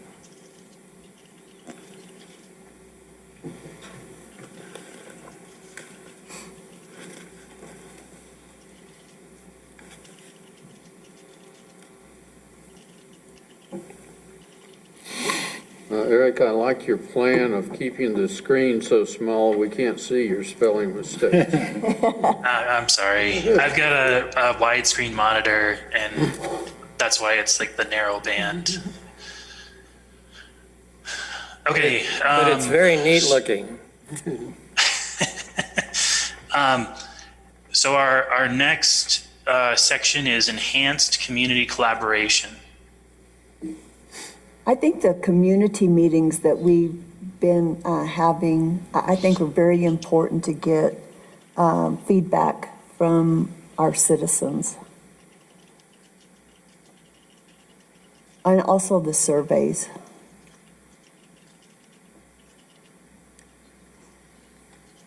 I think one of our struggles is, what is the communication method or methods that we use to get our information out to the public? And Jeffrey was on a post with me on Facebook, and there was a lady that was asking about some information, but how does she get that information? She didn't want to go back and have to watch she doesn't want to have to watch the YouTube meetings of our council meetings, doesn't want to have to do this. Our local newspaper is faltering. There's no local coverage anymore. The readership has gone down. We don't have local TV. A lot of people don't listen to the radio, except maybe when they're driving from one place to another. And in this great town, we don't have long distance travel like big cities where, you may be in the car for 15 minutes. A lot of people that we're finding out with the signing up for the vaccines don't have access to the internet or a smartphone, so Facebook is not necessarily an option. And how do they get that? And I think that's one of the difficult things that we have in collaboration we are working hard and we are having these meetings like yesterday and other meetings that we've had where we're asking for input, but how do we communicate out to those people? We've been trying to answer that question for a long time. I know, and I always ask people, well, how do you suggest we get in touch with you? And they have no answer, we're not gonna sit and call everybody. No, and that's what, I just got a deal from Miranda, whatever, that she would have attended our meeting last night, but she only had 3 hours notice. And I said, you got a personal email inviting you to that? And she said, yes. I said, well, we had advertised it on social media, which her platform is Facebook, Zia Quest. Exactly. So, it was here, we've done it there, we've done it there. But, it's just like what we found out through the CARES Act money. People would say, I didn't know anything about it. And then we go back and Samantha would check, I'd have the Midtown Association check, the Chamber check, and they had like 14 emails they hadn't opened. I can't open it, can't read it for you. I can't force you into action. So I don't know what to tell you, because when you talk to people, do you listen to music radio? Oh, yeah. What channel? XM. Oh, okay. All right, I listen to my own. And so you don't watch, we don't have a TV show like you said, and then they wouldn't watch that either. I do not know. We try to do with the signage around town, but man, it's a very difficult thing to do in a small community. You'd think it'd be easier. Yeah, and I think part of that responsibility falls on the individual citizen. It does. If you want to be, it's all, what are you gonna do for me? Well, what do you want to, the information's there, you have to be open to receptors, and how to get it. So I just don't know. I think the sad thing is that we have purchased KRUI, and every Monday for 2 hours, the mayor, Tim, and Ron are on, and I thought it was strange that last night somebody said, great job, Mayor, you should do this quarterly. But the deal is every week, if you just turn that on, you hear exactly what's going on. For 2 hours, the mayor talks with Ron and Tim. And so I think it is, as counselors, I think, hey, turn this on. I'm always telling people, hey, you need to listen to these programs. Not only the mayor, but every day at 8 o'clock, somebody's got something informative that they're talking about this area. And so I just, it's out there. I think that it's just, we've got the water. Now it's trying to lead those people to the water. And I think it's going to take a lot of repetition. I've talked to Team Tourism and those guys about hammering that down, because I'm in a silo, even though I don't know how many friends on Facebook that, I don't comment, but Coughlin can say something and I get 10 phone calls. And it's like, what is he talking about? I don't know. But other people, I don't even have a clue. They'll take a screenshot of somebody's, send it to me. So I don't know, but that's one of the things we've talked about with Team Tourism and tourism directors. How can we constantly hammer that thing down, that not before, the day before, that morning of, to turn on KRUI, leave that on in your business in the morning to have a little talk radio program, and then get more of a call-in feature, because that was some of the comments I got up until late last night, was they appreciated the interaction where people were chatting and you were actually reading some of them off. He said, I thought that y'all were pretending or playing or whatever until you read my question, or not a word for word, but my question. And I thought, well, that was pretty good. So I thought you were just making them all up for there when he was bragging on me. So, but I think that's what it's going to take. We have got to send out the message consistently. And maybe have, people are rewards, gratification things that, we may have a listener of the month or something that, I don't know, we get a discount on their water bill or. What do I get? what do I get? Yeah, she's our only listener sometimes. Or maybe some type of platform where it's an opt-in, where you can get, and we'd have to structure it and be careful with it, that we don't utilize it, but, I know like for schools and whatnot, they use Remind app, where you can opt into it and you just get a text, and part of that text can be a link. Hey, village council meeting, Tuesday at 1:00, boom, here's the link, and it's got stuff, and people that want to be involved and want to know what's going on, planning and zoning meeting, and that's just information like that goes out, and then they can click on that link and go to it. The one thing that everybody always says is, well, I didn't know you were gonna talk about that during your agenda. The second Tuesday of every month, we have a council meeting, and the agenda is out with all the if you wanna go through that PDF like we do, with all the information, you get all the same information that we get, and it's all there. Just log on to the village website on Friday, and it's there, and you can take a look at it ahead of time. But you know what they say when I tell them that? That's what I have you for. I don't have time to listen to all that stuff. That's what I'm calling you about. That's why. So they just take it as a rite of passage that they use me for their information, So it's really an inconvenient truth. It's true. I suppose. But I get emails all the time. Have you read this article? So I read the article and I call them back, or I text them back and I'm making comments, and they said, "Oh, I haven't read it. I just sent it to you." Yeah, I saw the headline. So I quit have you read this yet? No. Well, then you read it. If you still feel it's pertinent, send it to me. Well, you certainly have a large staff, Mayor, to be able to digest all of that. Is there anything else on enhanced community collaboration? I think, Mayor, there's one comment that Councilor Coughlin put in there. When we're having meetings to involve the hospital, schools, neighboring communities, ENMU, et cetera. And the senior communities. Yes, senior community. In our council meetings? yes. What's that? What meetings were you talking about? So when we do public meetings, is get the word out Got through it. them as well. Okay. Yes, sir, John? Do we still have a local newspaper reporter here, or is Nope. that, okay. No, She's on Bonner leave. had some health issues, and then we've got a guy out of Carlsbad that will call once in a while when he needs some filler. And when I call him, he doesn't need me, so he doesn't really put anything in. I just wondered if we sent them minutes or even the tape of the council meetings, if we could get somebody to do a little report. Diane used to do the tapes sometimes. No, I don't know it's if anybody would take the time to do it, but at least they wouldn't have to sit through a whole There's council people meeting. in Alamogordo and Carlsbad that occasionally are doing some kind of information, but they've Yeah. got their regular beat that they have to cover.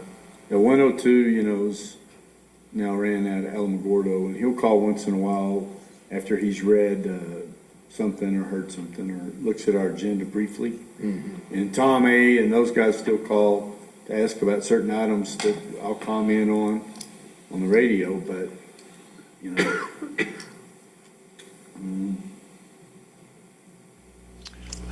Okay, Mayor Crawford, if I may, I'd like to move to the next section, which is public safety.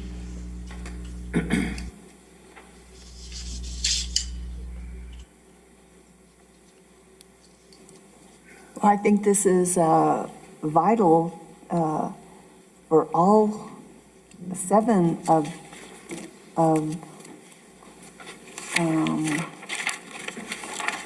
the strategies, because if you have a lot of crime, nobody's going to move to a crime-ridden community. So, I think that the safety, public safety is very, very important. And I think, when we make ordinances, I truly feel that since I've been on the council, when we make an ordinance, it's been thoroughly thought out with a lot of input from our public, good or bad, and then we have to make the decisions. But I think those ordinances need to be carried out not just frivolous, but I think that it's very important to carry out those ordinances when the council makes them, because we've gone through a lot of discussion at that point. Well, and I'd say public safety, it's so much more than just fire and police, which we normally think of, but it also includes our code enforcement, our building officials, the public health, the water quality, and even the street department. I mean, think about if you're driving down the street and you hit a pothole and you lose control of your car, or you swerve to miss that pothole. So public safety is so much more encompassing and than what their traditional thought is. And the idea is, you know, we talked last night about the wild animals and the horses and stuff. And that's an aspect of public safety. Yes, it is. Safety, you know, like you alluded to, Mayor, last night, is not just about people, but it's also about the animals. So safety just encompasses so much that we sometimes don't think about when people say public safety. I think if we decide that we want to get serious about enforcing these ordinances, I'd put down that we've got 100 guys in the field every day. Right. Maybe a water guy, whoever. But if they say, well, this house looks like it's falling down, and write the address down of it, there's a job going without a building permit. Or if they, I'd still like to see somebody walk the river every year so we can get rid of all the bridges. The bridges and dams? Yeah, but that's something that needs to get cleaned up every year. And if we just had our guys make notes of them, then we could contact the owners and maybe not give them a ticket, but say, could you get this cleaned up, or this needs to be. I think we have the staff and the people out in the field if we decide we're going to get serious about enforcing any of this. I think we'll take a little bit of training on teaching, because I've talked to some of the employees before that drive by code violations every day. And I'm thinking, why aren't you doing it? Well, they weren't even aware it was a code violation. Well, and we've never asked them to do it. We've never asked We them. can certainly give them a little training. Right.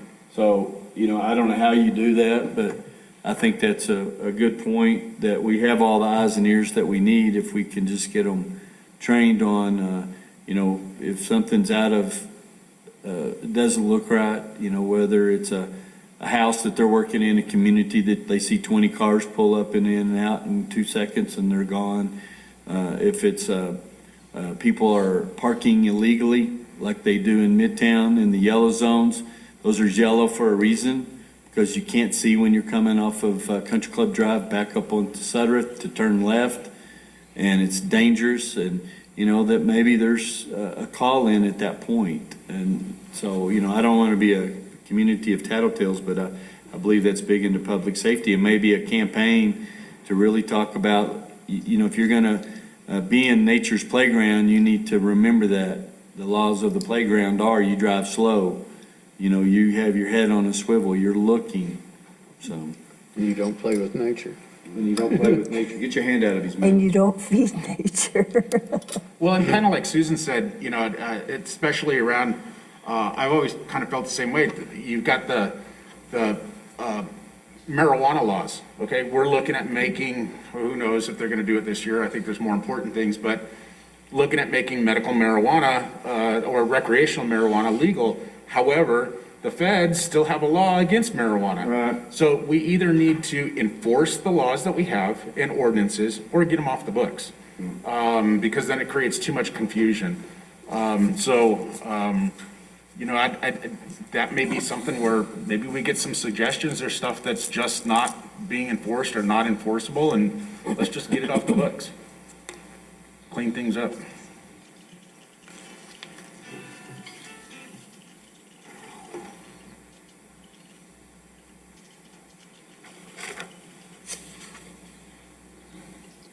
Okay.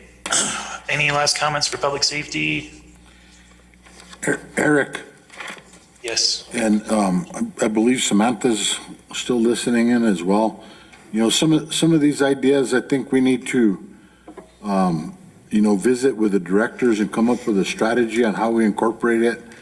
I like the comment of how do we build it into each employee's, knowledge, some of these ordinances and how they report and stuff like that. So I think having a brainstorming meeting with the directors, we can come up with some creative ways of getting more buy-in from all the departments to, be aware and a process of addressing those type of issues. So let's make note of that so that we take that back to the directors meeting and have that type of a discussion. That was a good comment. It got my brain kind of spinning there. I made a note of it, Tim, in this write-up. Thank you. Okay, so the next one is engaged and energized workforce. Mayor and Council, just to kind of let you know, we have Samantha and Jasmine that are also taking notes, and then we're developing the strategic plan, that's going to be pulled together. Last year in March 12th, while the COVID was breaking out, that's when we adopted the strategic plan. So we're going to take all this information that we're gathering, incorporate it into one final document, and then take it for your adoption. Okay. Well, I think it's really important when you have your directors and your workforce. It's easy for us to sit up here and say, well, I think this would be good and I think that would be good. But if they don't buy into it, it doesn't work. And so I think it's really important to make sure that we encourage the workforce and the directors to have a say in the things that we're doing out in the field and in our corporation, so that they're going to be accountable and they feel a part of this organization. I think workforce, they're more loyal, they're more dedicated when they feel like that they have a say. I think that they take on more of the responsibility that way. Mr. Mayor, it seems to me that they need a place to live and a living wage. I agree. And we would hope they would at least have some minimal skill, like bathing, brushing their teeth, understanding how to show up for work. They're pretty unreasonable. Well, and like you said last night, you're an employer and so am I, but some people may be upset with what I'm going to say, but I don't care. There's too many people in this town that want a job, they just don't want to work. Yeah. We've got problems. There's little repercussions about having poor work ethic, and so many employers are struggling to attract quality workers, looking to fill positions. They end up, and I've done it too, sometimes you just find a body that's breathing to fill a role. And those people just keep circulating in the restaurant industry. They go from one restaurant to the next, to the next, to the next, and eventually that hula hoop gets back down to that original restaurant again. I would like to see the high schools, they seem to put pressure, and this is talking to high school students, they seem to put pressure on going to college. Exactly. Too much pressure on going to college. These kids go to college, and if they finish a year, they're pretty darn good. And then what happens, though, is we need to be offering them life skills, how to fill out an application, how to interview, how to show up to work on time, how not to just not show up once you get a job, how to set up your freaking voicemail so that when somebody's calling you for an interview, you know that they're trying to call you. I can't tell you how many people I've tried to call to set up an interview, and you can't reach them. They don't answer the phone, and their voicemail's not set up. So, but I think in the school, we need to be working with our younger people to develop those job skills, to develop the life skills that they need to move forward and start working on that, because we are a tourist-based economy. And we need workers that are engaged. We need people that are friendly, that are making our guests and our tourists that come into town feel welcome instead of just, it's 1228. Yep. And that's it, you know, and then maybe when you hand them the change to say thank you. We've got some excellent employees, and, you know, for them, it's easy. They can get a job, they can keep a job, because there's not a lot of competition. But I don't know how to do that. You know, ENMU offered something at one time for employers to be able to send your employees and learn about customer service skills. Yep. Nobody would take them up on it. Nope. We did. Well, we did, yeah. Well, the village did. We had a few from the end of the Mountain Gods, Alto. I sent 5 people, and then after just a little while, it faded to nothing. Yeah. So I don't know what it is, and I know it sounds mean, but there's some people that, they have a reputation in town. Yep. And I suggest to them, maybe you look to move to Las Cruces, where you can blend in and start your life over again, and nobody knows who you are and what your past has been. But I think we need to start with the younger kids, you know, and work from there up and start developing that quality and employee instead of just trying to get them out of high school and then go to college, and that's it. But the important thing is the networking with the schools, with the businesses in town. You know, a long time ago, we always had the 8th grade program where if they wanted to be a vet or a banker or whatever, they would come and shadow you on the job. I hired several people that are still in the profession. So just from those programs, watching them through the next 4 years and then hiring them.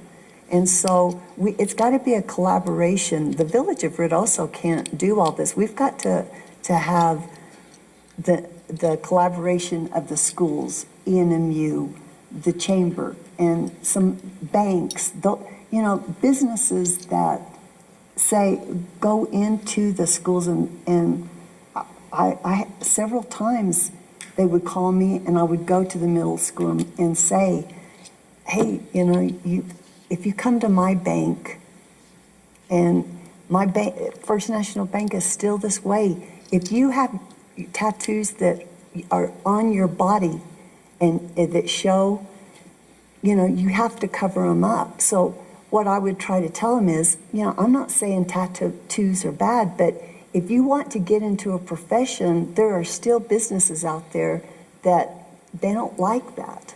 So, I mean, it's just things like that that I think that we've got to have collaboration with a lot of places in the village, helping out with. The Village of also can't do all of that. I think one organization that we don't know very much about, and we're underusing them, Region 9. Ryan Dooley does a lot of stuff. He's got training programs. I talked to him one time, the high school through their building trades was talking about maybe having some sort of apprentice program. I can't put those kids on my work comp if they're not 18. And they need to be on it if they're on that job site. But I talked to Brian, and he said there were ways he could set up the programs, maybe help buy some tools for them, and have the insurance through a Region 9 program. And have you ever talked to Brian down there? No, I've never talked to him. I do Yeah, go something down similar and talk to him to sometime. Workforce Solutions. They through, do a lot of stuff. He's very 'cause good. I mean, I have 4 or 5 apprentices that I use, that we had them employed for over a year until COVID. But no, I haven't with Brian, but I agree that we need to explore all those options. But we could tell him the type of training we think we need. He may know more than we do. Well, you know, we worked on a lot of that with ENMU and Workforce Solutions. They he offices in there, and we just had lack of interest. Right. And I know at the Jockey Club, you know, through the Ruidoso, the Jockey Club Foundation and the Lloyd Davis Foundation scholarship that we have, you know, we give out $65,000 in scholarships, but some years back, we made a change that it's not a 4-year college. It can be a 2-year college. It can be a trade school. It can be, if if you want to learn how to cut hair, if you want to, whatever, we'll push you in that direction. And we've got young kids all over, but we go into the grade schools. I work in, we have contacts in Capitan School, Hondo, Ruidoso, that we try to get those kids in junior high.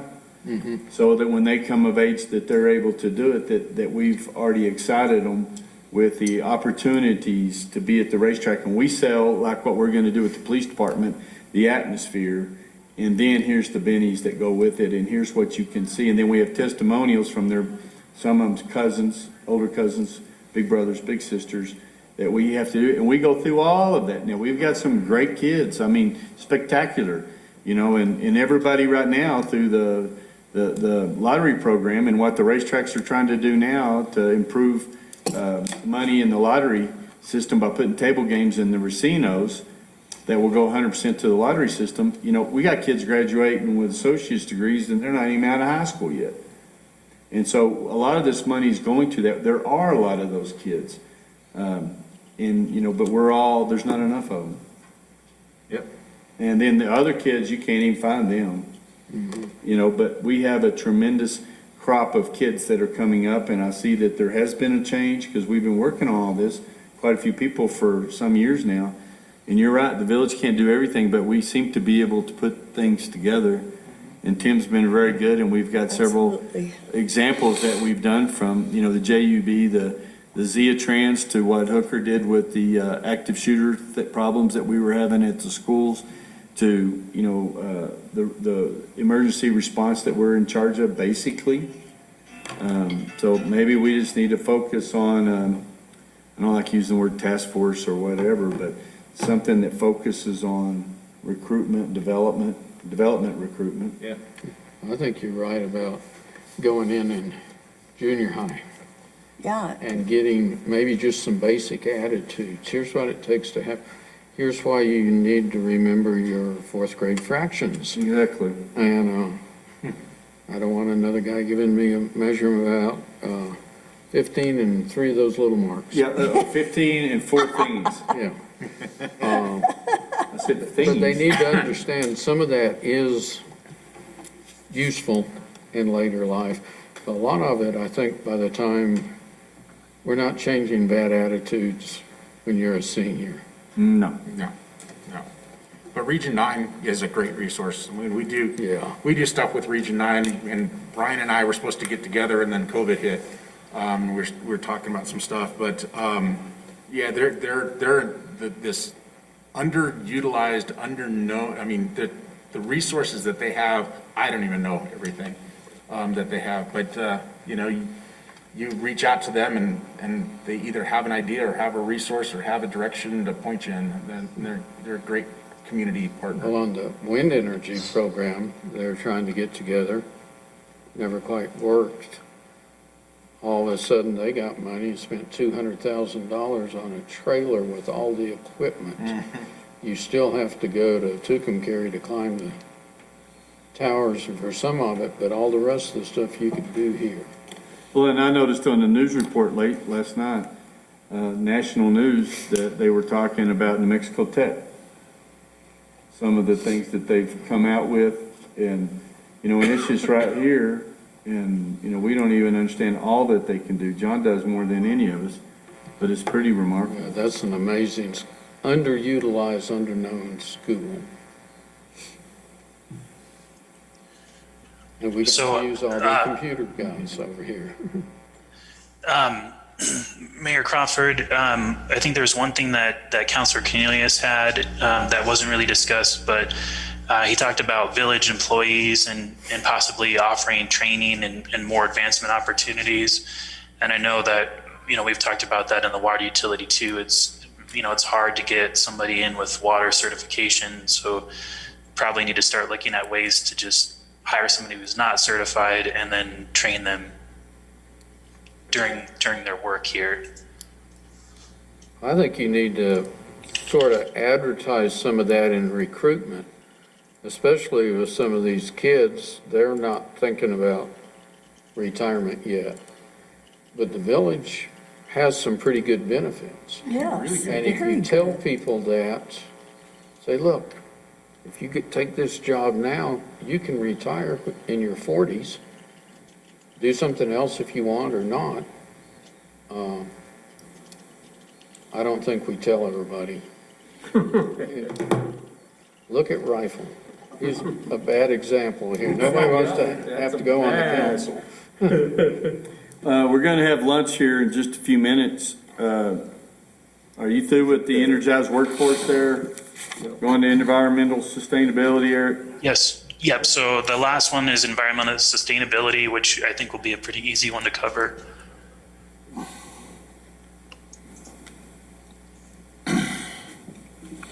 I put it down on that and also talked about it a little bit at JUB the other day.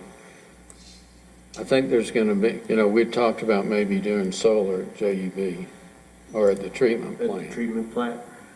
And the proposal I got was they're going to save $84,000 a year, and it didn't cost us anything. It was a PPA. But I think with the governor and the new president, there's going to be a lot more money available for some of these sustainability projects. And I'd like to have us have an idea on some. I know Eric's talked about maybe putting solar on some of the wells and stuff. I think we need to have stuff ready, like these guys did on the CARES Act. We had it ready. When it came up, it was there, and we got it. I agree.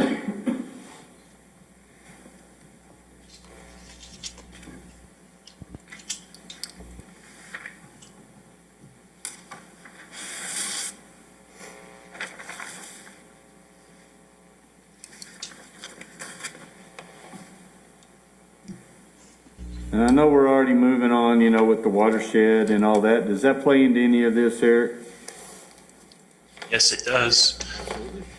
So, the underground storage and all the other things that would definitely play with the watershed. I did get a lot of comments on what we covered on the watershed, that people really, I was surprised, didn't understand. When we say watershed, they were thinking of shed. Oh, I always made a joke because everyone kept spelling everything in documents. They do water, space, shed. And so I always kept asking for, where's my shed? Yep. Who's going to build it for me? But that's what they were saying. Well, until y'all put that graph up there and you described it, I didn't know what they meant by a watershed. I thought it was something that you collected water on your roof and that's what I'm saying. The things that we look at every day that we talk about, it makes sense to us. And to the people that aren't here every day, it maybe is confusing. And so, when we talk about the translation, lost in translation, I think that was a perfect example. So I always used to think watershed was the runoff because it's shedding the water. And this whole idea of being able to store water underground is still mind-blowing. yeah, I'm still, the jury's out up here for me. Yeah, it's like, wait, but what keeps it from leaching out? And you lose water, but you probably do, but far less than evaporation in the lakes. And I know, during a previous life, when I used to live in a far western state, they were covering more and more of their water storage to prevent that evaporation because water was so desperate there. Yep. So it's something. There's large municipalities. So like the Las Cruces Water Authority, from my understanding, has almost 2 years of stored water underground. And I know that Tucson is similar. So there's lots of big projects. We don't have that capacity here, but it's a very interesting premise. Yep. So are you advocating for a bigger willet to cover the grindstone?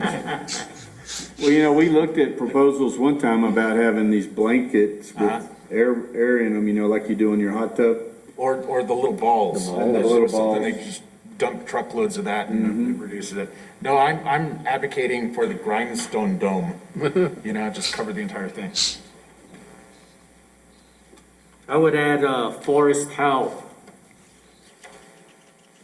our forest ordinance is really good for the fire safety and just the overall thinning of trees and producing. And I'm with John. I had a friend that put in solar panel on his house, but Dick stopped us from cutting all the trees around there to get maximum use of the solar panel. So, but he did, I thank you, Dick, he did allow us to cut one tree down, and we're evaluating that to see if use, because I know I'm fixing to lose quite a few trees by my house on that south side, and both Shippen and I thought, well, shoot, if we're getting direct sunlight from that, then we might talk about solar panels as well. So, but again, I've had a few inquiries about keeping our forests healthy. And of course, I've been just thinking of Two Rivers Park, Schoolhouse Park and stuff, and they were talking about the National Forest, and I gave them Van Jody's number. But that's something that I think will keep us environmentally stable with a healthy forest. And I think your rate study plays into that too, with reevaluating our water from the 3,000 gallons to a base charge.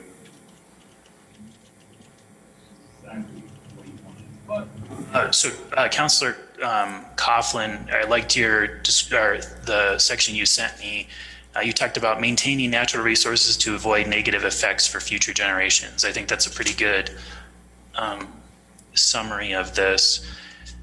And then Susan, you mentioned having the departments work together to strategize together. And I think that's something that's been really successful with the community development review committee, where we can make sure to evaluate all the impacts to the various departments. And that I think that's made our projects a lot more environmentally sustainable.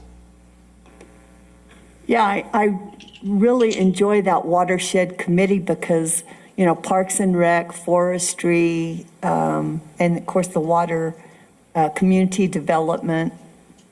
And, you know, I really enjoy watching all of you work together. And everything does go together.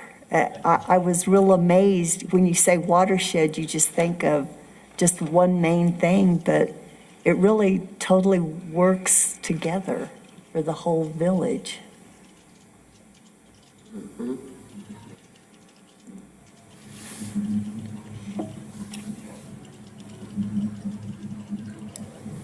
I think another thing is I think we always have to be aware of when we're looking at different ways to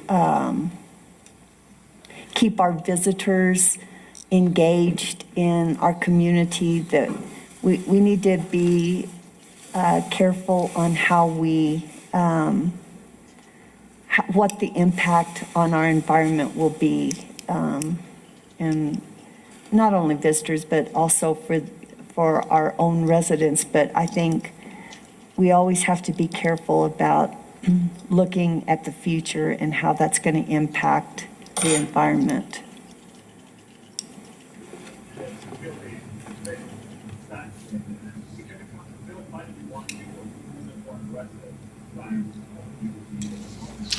Okay, Mayor Crawford, I think we've covered these 7 pretty well. Like Tim was saying, Samantha and Jasmine will be working to compile this discussion a little bit more thoroughly.